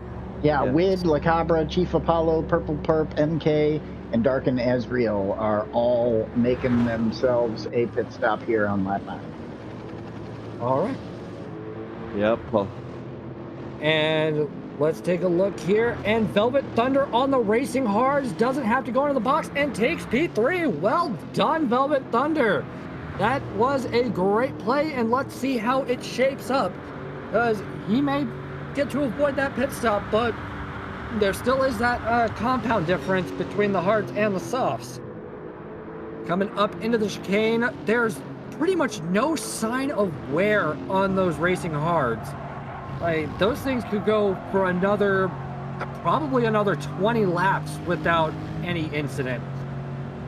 Coming up into the chute, what will we see from Velvet Thunder? A little bit of understeer from the less grippy tires, but is able to hold it and belter on out.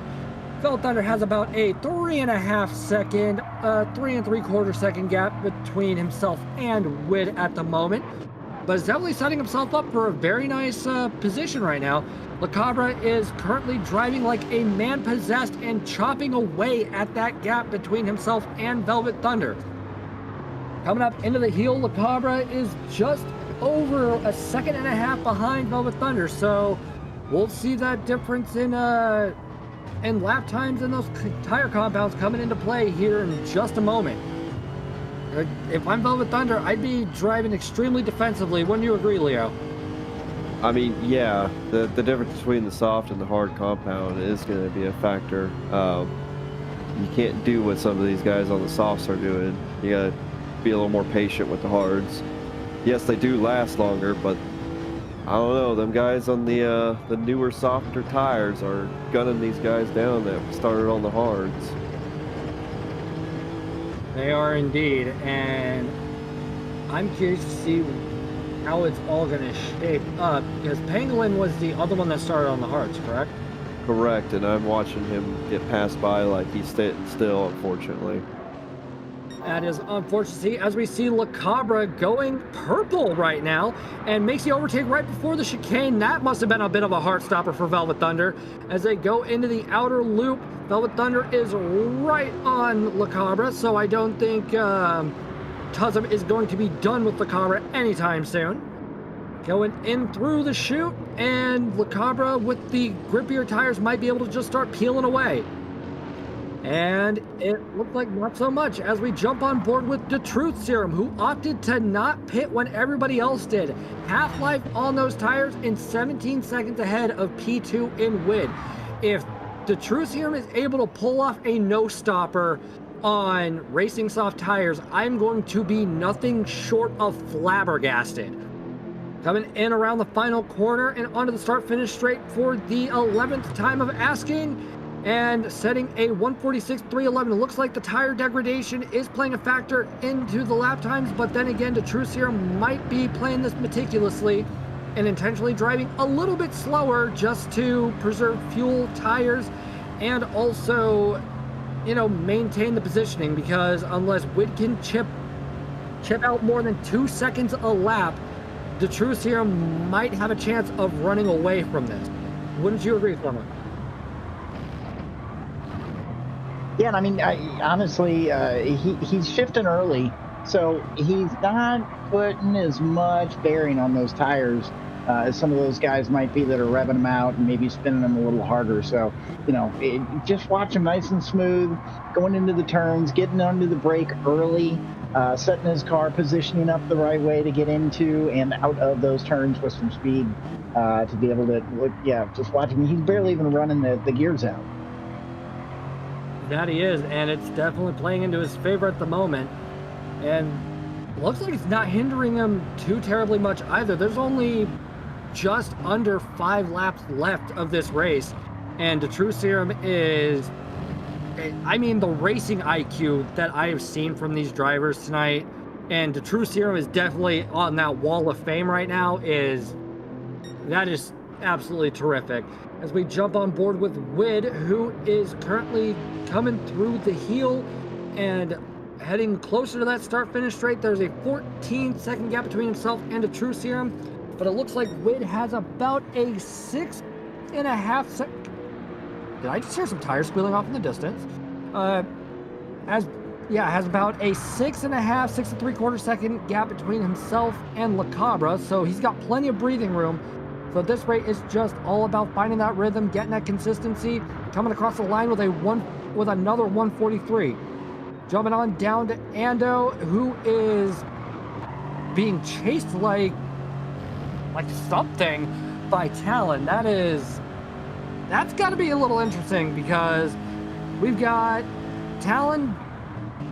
Oh, what will we see? Nope. All right, looks like Talon is trying to pace himself. Ando running a little bit wide, but is able to avoid any track infringements. That is really, really good to see. Now, Leo, let's pick your brain about this. Would you have the confidence to pull off a no-stopper on the Racing Softs? Ooh, and Talon was purple. You know, Toon, that's a very good question. We haven't seen him go in yet, and as soon as we saw all the other pit stops, I saw him go flying past everybody like we did. I had the same thought you did. Is he gonna do it? And personally, I wouldn't have the confidence in it. One, you'd be losing way too much time, because you would have to be even more delicate and methodical on when to gas, when to brake. And as we've seen, he had like a 16-second gap at one point in time. And now it's climbing down to an 11 seconds. So he's gonna have to be very patient. And WID is definitely pushing it as hard as he possibly can as I'm looking at him. So only time will tell. And it will. It looks like we might have a four-way battle for P5. Velvet Look at Thunder that. leading a little bit of a mini train of cars with Ando, Talon, and Purple Perp right behind them. So definitely got to strive for perfection. It looks like Velvet Thunder is driving marvelously in a defensive fashion. So as long as Velvet Thunder can keep this up, he might be able to hold off three very ravenous drivers as Ando tries to go up the inside, but Velvet Thunder slams the door shut. Not today, Ando. You'll have to try again some other time. Yeah, Velvet Thunder's driving just super defensively right now, and that's all you really can do when you're in this sort of position. Cars have the tire advantage. They've got slipstream. A little bit of a bump trap from Ando. Talon, though, too wide with... Oh, Talon and Ando too wide coming into the chicane. Oh, that was almost ugly, but looks like they got through it just fine. Woo! Velvet Thunder getting a little squirrely. Oh, coming into the outer loop, and looks like Ando forces his way in, and oh, little bit of understeering. That might have been netcode, who knows? But Velvet Thunder is still able to hold on to P5 after all of that. My God. Well, he got wide, didn't he? He is holding 4 cars off, and he's on the worst tire compound. And man, he is just creating havoc for those guys behind him right now. I would be sweating bullets right now. What about you, Slow-Mo? Oh, absolutely. I mean, it's incredible how wide his car got all of a sudden. Those guys just cannot find any space to get by him. This is insane racing. Oh, will Talon be able to make a move? Ando, unfortunately, falls back a couple places. But, oh, there's more cars! Oh, people, please, we've got 3 laps left. I get that, but... Okay, Talon's trying to poke his way through. I think Velvet Thunder's, because he's on the hard compound, has slowed down his competitors to where another train has been able to pull through, and it looks like Talon will squeeze on through to take P5. Velvet Thunder, you held him off as long as you could. You put up a hell of a fight, but Talon squeezed through, and they are just look at that, bumper to bumper. Oh my goodness, what a race! And Tune, in the meantime, while we're watching this, Wade has closed his gap to True Serum down to 7 seconds and dropping by the minute. I mean, he is just... He's got a couple seconds per lap on the True Serum because of the tire degradation that Truth is dealing with. But boy, it's exciting to see what's going on back here in 5, 6, 7, 8, 9, down to 10th place, I think. That's 5, 6 cars there. This is an insane battle for P5. Talon was able to squeeze through. Velvet Thunder now has a half-second penalty, so that's going to cost him some places. Purple Perp has gone into P6, and it looks like Ando will be able to also take a position off of Velvet Thunder as they come up to the penalty line on the other side of the toe. Oh, how many positions will Velvet Thunder lose, though, because of the second penalty? It looks like not... Oh, Ando was the one with the penalty. Oh, my goodness. Oh, they did? I'm getting word from production. They both had a half-second penalty, but Ando didn't have to serve it this lap. So Shaggy View will be able to at least get P7 off of Ando within the next lap. But sorry, Leo, go ahead. As we were watching that battle between Velvet Thunder and everybody else, I was keeping an eye on MK and Shaggy View in the back there. They were able to catch up so quickly because they were all battling. That's how Shaggy somehow got up to P8 and is looking at P7 and may even be able to shoot up to a little bit more here shortly. All right, and it looks like from what we saw when we jumped on board with Wid, on the penultimate lap, there's this lap and one more, and Wid has to close a 5-second gap. That is a big ask. Wid just got himself a 1-second penalty, so I don't think he's going to be able to close that gap there. But he was giving it everything. Without that penalty, I think he had it. Oh, that is heartbreaking to hear. Yep, just coming through here. Yep. Running it a little too close to the edge. They didn't like that. No, that is a finicky corner right there. Bus stop terrors. Yep. But luckily, Wid won't lose any positioning to La Cabra for that one, and jumping back on board with this war for P5. We have Purple Perp coming through the outside, Talon defending it on the inside. Holding it nice and neatly. Will Purple Perp be able to make any overtakes between this lap and the next one? Only time will tell. It also means Ando will be serving the penalty here in just a second, and that will afford Shaggy Doo the opportunity to overtake. But no, it looks like MK and Ando are now having a battle for P7 and 8 as I see their names jumping side by side. Yeah, unfortunately, Shaggy Doo picked up a half second going through the bus stop. Cut a little too much of it. That is unfortunate to see, and now we've got a four-way shootout for P7. Shaggy Doo right up MK's chuff, who's up Ando's chuff, with Velvet Thunder up his chuff, and those tires are definitely looking a little worse for wear right now. Shaggy holding it nice and neatly, getting a good run out, but will it be good enough to go too wide into turn one? It does not appear to be the case as they go on to the final lap, folks.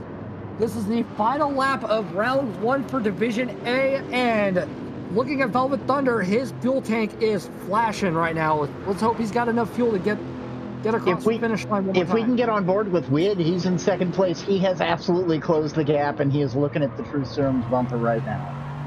Oh, this is going to get very dicey. Because the True Serum, how are the True Serum's tires looking right now? Oh, they're trashed. The front left's gone. Front right's maybe just a sliver.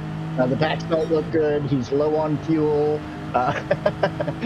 It doesn't look awesome. Line. Oh, will Wid be able to send it up the outside? Oh, that's really close, but not quite. Oh my God! The True Serum taking the inside, defending, keeping that door shut. Oh, what a race we've got here! Oh, Wid getting a little squirrely, but is able to maintain it. Thank goodness! And coming into the penultimate corner. True stand defensive. Yep, True stand defensive. No, look at this. Wid was not able. Oh no! And the camera sneaks up there. The camera takes away because the True Serum ran out of gas. Oh. The True Serum ran out of gas. Oh my God!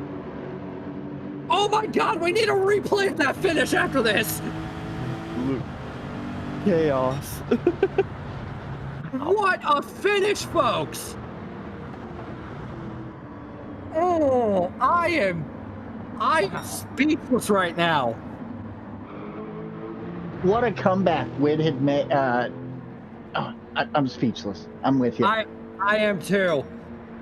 There was drama. There was carnage. There was as last second of an upset as you could get from La Cabra. Oh my God. Congratulations to La Cabra 809 on the surprise victory. Holy cow. Now, given everything we saw, these are very much provisional. These are very much provisional results, so let's get through it, shall we? So, coming in P1 will be La Cabra 809 with a total race time of 28 minutes, 31 seconds, .533, with a personal fastest lap of 143.832, followed by a quarter of a second to True Serum, who ran out of gas on the start-finish straight. Rounding out our podium will be Chief Apollo 11, followed by Wid, who had a very, very unfortunate last turn, but did have the fastest lap at a 143.766 and maintained that for pretty much the entire race. Rounding out our top five will be Talon with a personal fast lap of 144.811, followed by Purple Perp 44, Ando, PhD Shaggy Doo, all of which had an insane battle towards the tail end of that race. And as I take a glance over, yes, Sugar Shuffle, this is what I mean by anything can happen. Moving on into P9, we have MK, followed by Velvet Thunder, Dark and Azrael, and rounding out our drivers for this round will be PhD Pelias Pangolin. Velvet Thunder and Pelias Pangolin had a great idea on paper with the... I'm sorry, BHR Pelias Pangolin, I misspoke. Thank you, production. But yeah, Azrael and BHR Pelias Pangolin had a great idea on paper with those hards, but that compound difference was just too much. Wouldn't you agree, Leo? I definitely would. as a good idea as it seemed, with everybody starting on the softs like they did, they could make up ground even though you did not have to pit. Yeah, but I don't know. Slow-mo, what are your thoughts on that, what we just witnessed? Oh man, what an awesome race! You know, it proved me completely wrong. I thought the hard compound was going to be helpful, but really those guys were 2 or 3 seconds slower on an average lap time than the guys that were running the softs. And you know, you would think on a shorter race that you wouldn't necessarily be able to make up that difference, but boy, they did, and they did it in a hurry. And boy, it ended in one of the most dramatic finishes we've seen in a long time. Yeah, dramatic is definitely an understatement. Like last season, we had a good amount of drama. Moose 21 in particular deciding to become a pilot for a minute. We had we just had everything under the sun happen. And when you think nothing else could catch you by surprise, just round one, we've got 2 more rounds of racing action and then the final. So, what else could we see from this, Leo? I definitely surprised by that finish. I saw them getting into it, and I was like, "Oh no!" I've personally been on that end of going on the outside like that, and it just careening you into the wall. I y'all gotta stop giving me anxiety. Is all I'm gonna say. Oh, believe me, I'm feeling it too, Mr. Krabs. But let's get on with our interviews, and we are going to start off with our P3 recipient and Chief Apollo 11. Chief, how are you feeling right now? Feeling pretty good. Sweaty. Haven't got a chance to see what happened there at the end, but it looked like some chaos ensued. I know I came in there and absolutely T-boned Wid. Thought I was going to finish P4 and ended up on the podium, so I'll take it. I got you. So, my question for you is with what you just witnessed in this race, how are you feeling about this season of the NRL? I feel good. I know it's super competitive. Obviously, you see some of the times these guys are putting down. It's pretty much alien like. Shout out to True Serum. He made the no stopper work. I saw him trailing me early on. I knew he was probably on the hards, sitting in the slip. And then when I pit and he stayed out, I knew what he was up to. So congrats to him. That's difficult to pull off, especially at the race pace. So congrats to him and congrats to Le Cabre. I pretty much followed him the whole race. He ran a good race. He got about a 4 or 5 second lead right out of the gate and pretty much kept that the whole race. I was hoping he was burning fuel. Turned out he wasn't. He had just about the same I did. So congrats to him on the win. Glad to hear it. Slow-mo, any questions for our third place recipient? Yeah, Chief. I mean, congratulations on the podium. You know, I think that that's a great example of just making sure to, you know, kind of run your race and let it finish the way it did.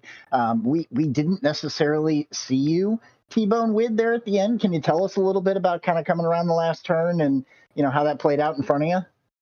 Yeah, well, I was kind of just taking it easy there for the end because I knew there wasn't anyone close behind me. I just kind of wanted to finish the race and was kind of dozing off on that last turn, just thinking about okay, P4 didn't get the podium, blah blah blah. Next thing I know, out of the right of the screen comes this car just flying and hammers me. Luckily, I was able to keep it straight and didn't spin out. I was able to get across the line, but I'm not sure. I'm excited to see the replay. I'm curious to see what happened there. Yeah, a well executed plan. You know, I don't know that there was anything you could have done with the chaos that we saw from our perspective. So, congratulations on that first podium of the season here, Leo. What do you have for Chief? Thank you. Hey, Chief, great job, man. I guess my question would be, would was the idea of maybe doing a no stopper in your brain, or was it always going to be a one stop race for you with the I power during, compounds? yep during practice I did the softs wide open and you just burn a lot of fuel and at 3 liters per second in the pits you just spend a lot of time in the pits. So I went to the hards for the no stopper and my pace was about 3 seconds off my soft pace whenever I was doing short shifting and fuel saving with the soft. So it was a little bit off pace for me. I see that True Serum made it work. one thing that's hard to do when you're practicing is figuring out how slipstream plays into that and how much fuel that kind of affects you during the race. Maybe that was the ticket to make up those extra seconds, was getting the slipstream, save as much fuel as possible, and then kind of just find the pace on the hards. But the hards weren't too bad once they got temp in them. You could get a decent pace. It was just trying to make sure that you had enough fuel to go all 16. I was running fuel map 2 with some short shifting, and that just really ruined my pace. So I decided to go softs and try to save fuel where possible to save time in the pits, and it worked out. Nice. Yep, very well done indeed. Congratulations on a P3, and we can't wait to see what you got in round 2. Chief Apollo, thank you so much for your time, and we'll get at you later. Have a good night. Yep. Thank you guys. Take care. Yeah, well done, Chief. All right. Making our way up the grid, we're going to go and have a word with S7R de True Serum. Truth, how are you feeling after that chaotic end of the race? Oh, horrible. That's like the last thing you want to have happen. That was awful. I'll take full responsibility for that one. But the problem that I ran into was, like, I no stopped the softs. And that was fine because I was able to do that. But I knew my tires, in some practices, my tires wouldn't die, and some they did. So this one they did, and they died, I think, on the last 2 corners.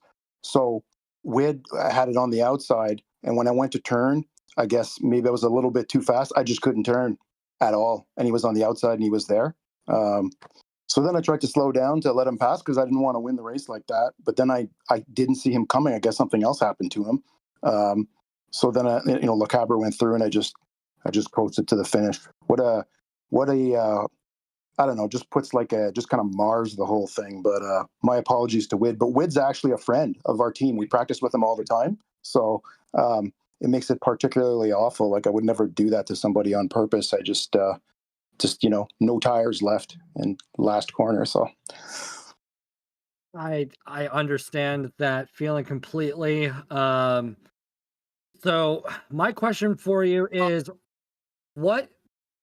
how did you make those soft tires last 16 laps? So basically, I mean, I have a real keen interest in tire preservation. It's like one of the things that I kind of get into with the game. It's just, but to make a long story short, is it's not one thing, but it's everything together. So making sure that you don't damage your tires when they're coming up to speed. So go easy early, and then minimal steering angle. Lifting and coasting. It's like a whole bunch of things to prevent sudden weight shifts and things. And it all adds up to your tires lasting longer, makes a significant difference. But the trick is to find pace while doing that, right? So I almost pulled it off. Wid ran a great race. He ran the one stop and just decided to go really fast. And it would have been awesome. I wish that wouldn't have happened because I wanted to see what was going to happen. I'm pretty sure he would have got me on the outside. So. All right, I got you. Slow-mo, any questions? Yeah, I mean, I'm a strategy guy. I love the strategy. I love to see a couple of them competing with each other. And, what a great example that yours and his came down to really the last turn there. It's really impressive to see you maintain those tires through the race. Just an unfortunate way that it ended, but that is racing sometimes. Tell us a little bit about early on in the race. As you were executing some of those things you talked about to save those tire pressures. Did you ever at any point kind of get worried and like, I'm not keeping up, or I'm not competing the way I wanted to? Did you ever consider pushing it harder and maybe switching strategies throughout the race? Can you hear me? Yeah. Oh, cutting out. We can hear you. Uh-oh. Hello? Truth, we can hear you if you can hear us. You hear me now? Yes, Yep. sir.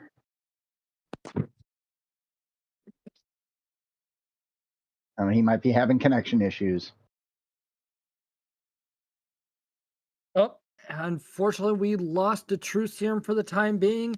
So if he joins back in, we will get back to interviewing him. But let's move on to our race victor in Le Cabre 809.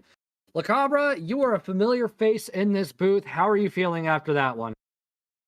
Yo, it feels nice. Feels really nice. Glad to hear it. You had quite the interesting race, to say the least. And I also know that practice for this season is very important for you.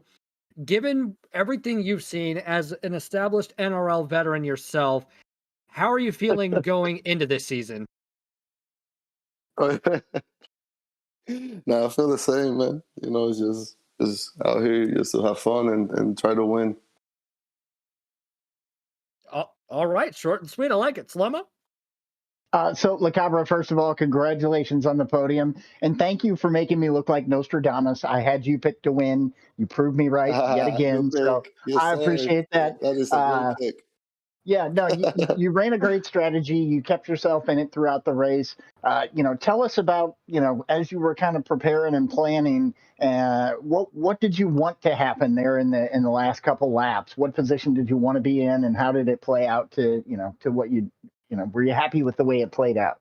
I mean, yeah, I'm happy because I won, you know. Of course, I guess they had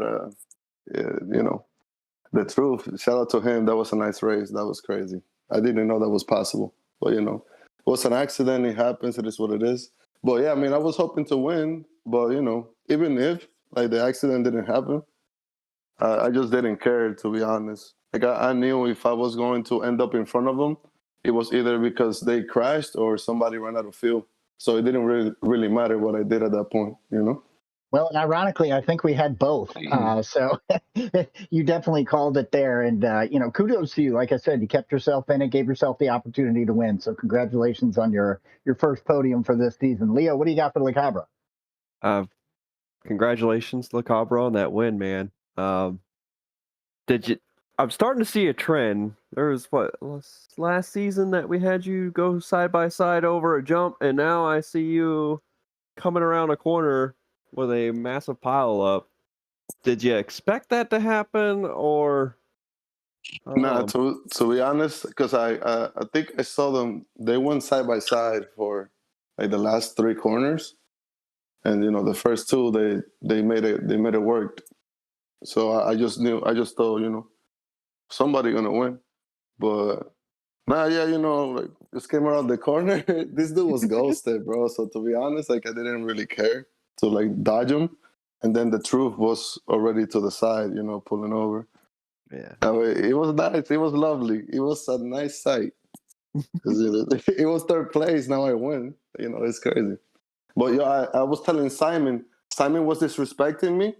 Yo, tell Simon to stop disrespecting me. I mean, I'll make sure it gets passed along, but I'm sure he's also watching. So I think the message is delivered. Yeah. Yeah, well received. But anyway, La Cabra, congratulations on the race win. Very well done. Can't wait to see what you got in store for us for round 2. Yeah, just relax and have yourself a great night. For sure, man. You too. Congrats. All right. And it seems like we have Truth back. So, Slow-mo, if you'd like to go back and ask your question that you wanted to. Hey, Truth, you got us? Can you hear us? Yeah, I can hear you. Yep. Awesome. Yeah. And my question was just really, kind of based on what you had planned to the way it played out.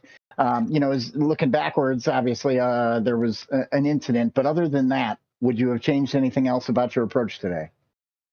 No.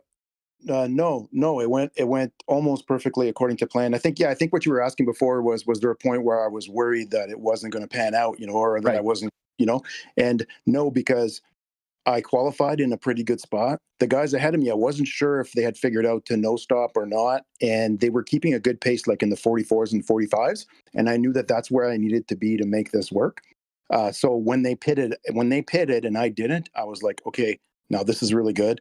And then I had the right amount of gap to Wid. Wid drove great, caught up to me. But yeah, I wouldn't do anything different other than not having that thing happen at the end. Right. Right. Yep. So. All right. And Leo, any questions for the Truth Serum? I mean, it was a great run to True Serum. I know doing what happened is unfortunate. I guess my question would be, how many times did you run it to figure out that no stop would actually pan out? How many like practice laps did you do and all that stuff? I did a bunch of custom races. Like I must have done like at least a half a dozen. And then at first the no stop wasn't as fast in total time, but then it was close enough that I knew that if I worked on different things, that it could be viable. And then by the end, I was faster with it, like much faster. So I thought, okay, this is on, but it wasn't like an automatic thing. The easy thing would have been to just pit and just send it. Yeah. Well, regardless of how the race ended, you put on a fantastic showing. Can't wait to see what you have in store for round two. Yeah, I'd say go relax, dust yourself off, and we can't wait to see you next week or in the next round for the next round of the competition. Have yourself a great night, Truth. Great. Thank you very much. Yep, well done, Truth. All right. Well, we are going to take one final break, and when we come back, we should have the provisional standings and also the reveal for round two. So we'll be right back. Stay tuned.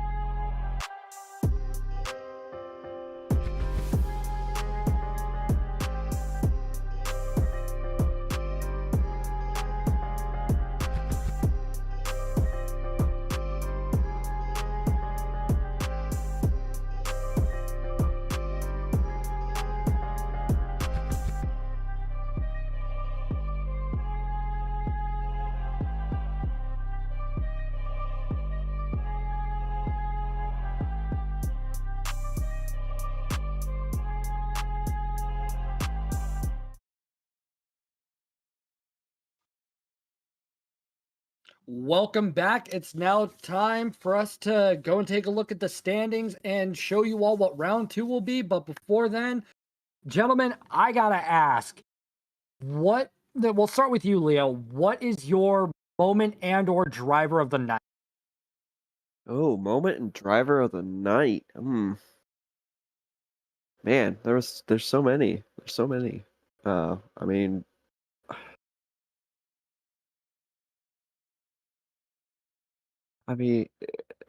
of course, the end of this last race was probably the most dramatic one. And honestly, with the copper just going through like that and just being patient and maybe knowing something happened, maybe it didn't. Probably that one. That's going to be my choice. All right. Slumbo, what about you? My driver of the night's going to be Wid.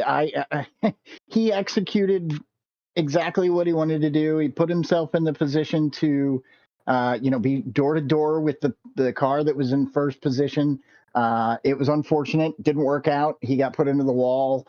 But he did exactly what he needed to do to be in the right spot. It's just a good example of you can do everything perfectly, and it doesn't necessarily mean you're going to win that race. Sometimes a little luck goes a long way. So, congratulations to Le Cabra, who was our winner. I do have to say that I think Wid was the driver of the night tonight. You know what? I can definitely get behind that. And with all that out of the way, let's just cut the chit chat and go take a look at the provisional standing, shall we? Starting with Division B, pending steward review, of course, we have in P1 for Friday's Division B, Thumpy with 25 points, followed by Racer 51, who put up an insane race with Thumpy and secured 19 points for his troubles, followed by Bells, Redneck C137, PhD Skellington rounding out our top 5, followed by Sugar Shuffles, Papa, Salamander MN, Deputy Fishtail, Stumpy, and then PHG, Rowdy Rooster, Luis, and Buck Wild all sitting at a tie for P11. The Division B race was definitely a race to behold. Moving on over to the race we just witnessed, Division A. With the last moment victory, Le Cabra 809 will secure 25 points for his troubles, followed by the True Serum with 18. Moving on to our top 3 roundout will be Chief Apollo 11, followed by Wid, Talon, Purple Perp 44, Ando, PhD Shaggy Doo, MK, Velvet Thunder, and Darkened Azriel, Police Pangolin, PDX Variable, and RWB Nav will all be sitting tied for P11 at the end of this round. Now, for those of you curious what round 2 is, let's go and take a look. And I should also quickly throw out, next week we will not be on the air, so round 2 will be 2 weeks from now on the 18th.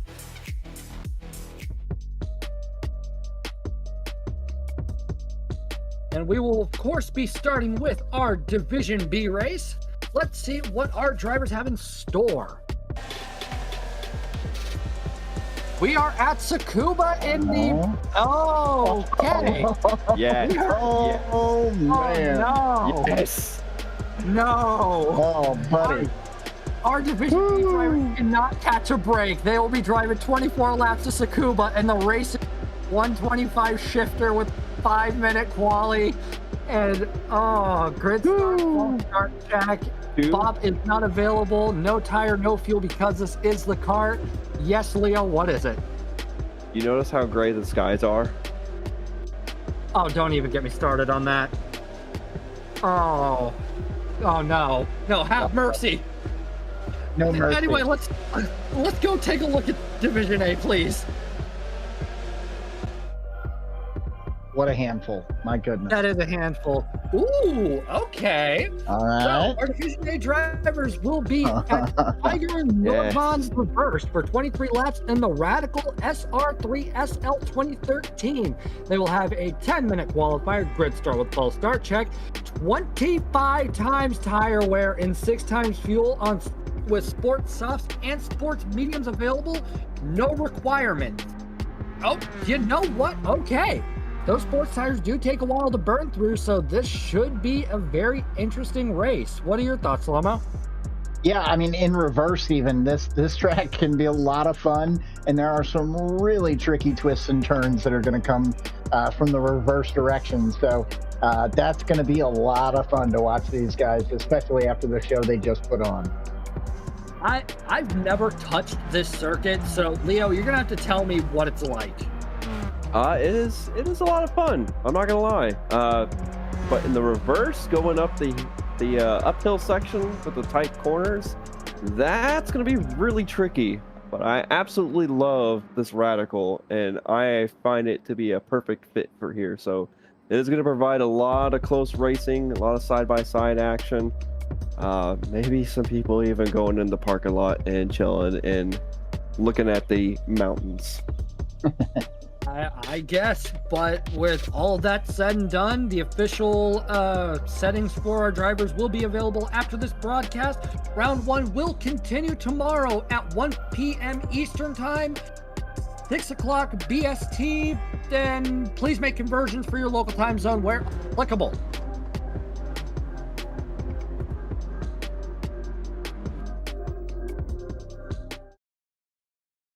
And with that, unfortunately, the night will now draw to a close. Thank you all so much for tuning in. We greatly appreciate your company. If you feel like it, you can check me out on Twitch, where I stream a variety of content. Leo over here on YouTube, where he streams Gran Turismo content. And you can find Slomo on YouTube as well, doing... I actually don't know what you do, Slomo. Gran Turismo specifically, but a little bit of little this, little that. Okay, what he said. But with all that said, once again, thank you all so much for watching. We will see you tomorrow with Flawed, Tati, and T-Case for the Saturday heats. And till then, be safe and bye-bye for now.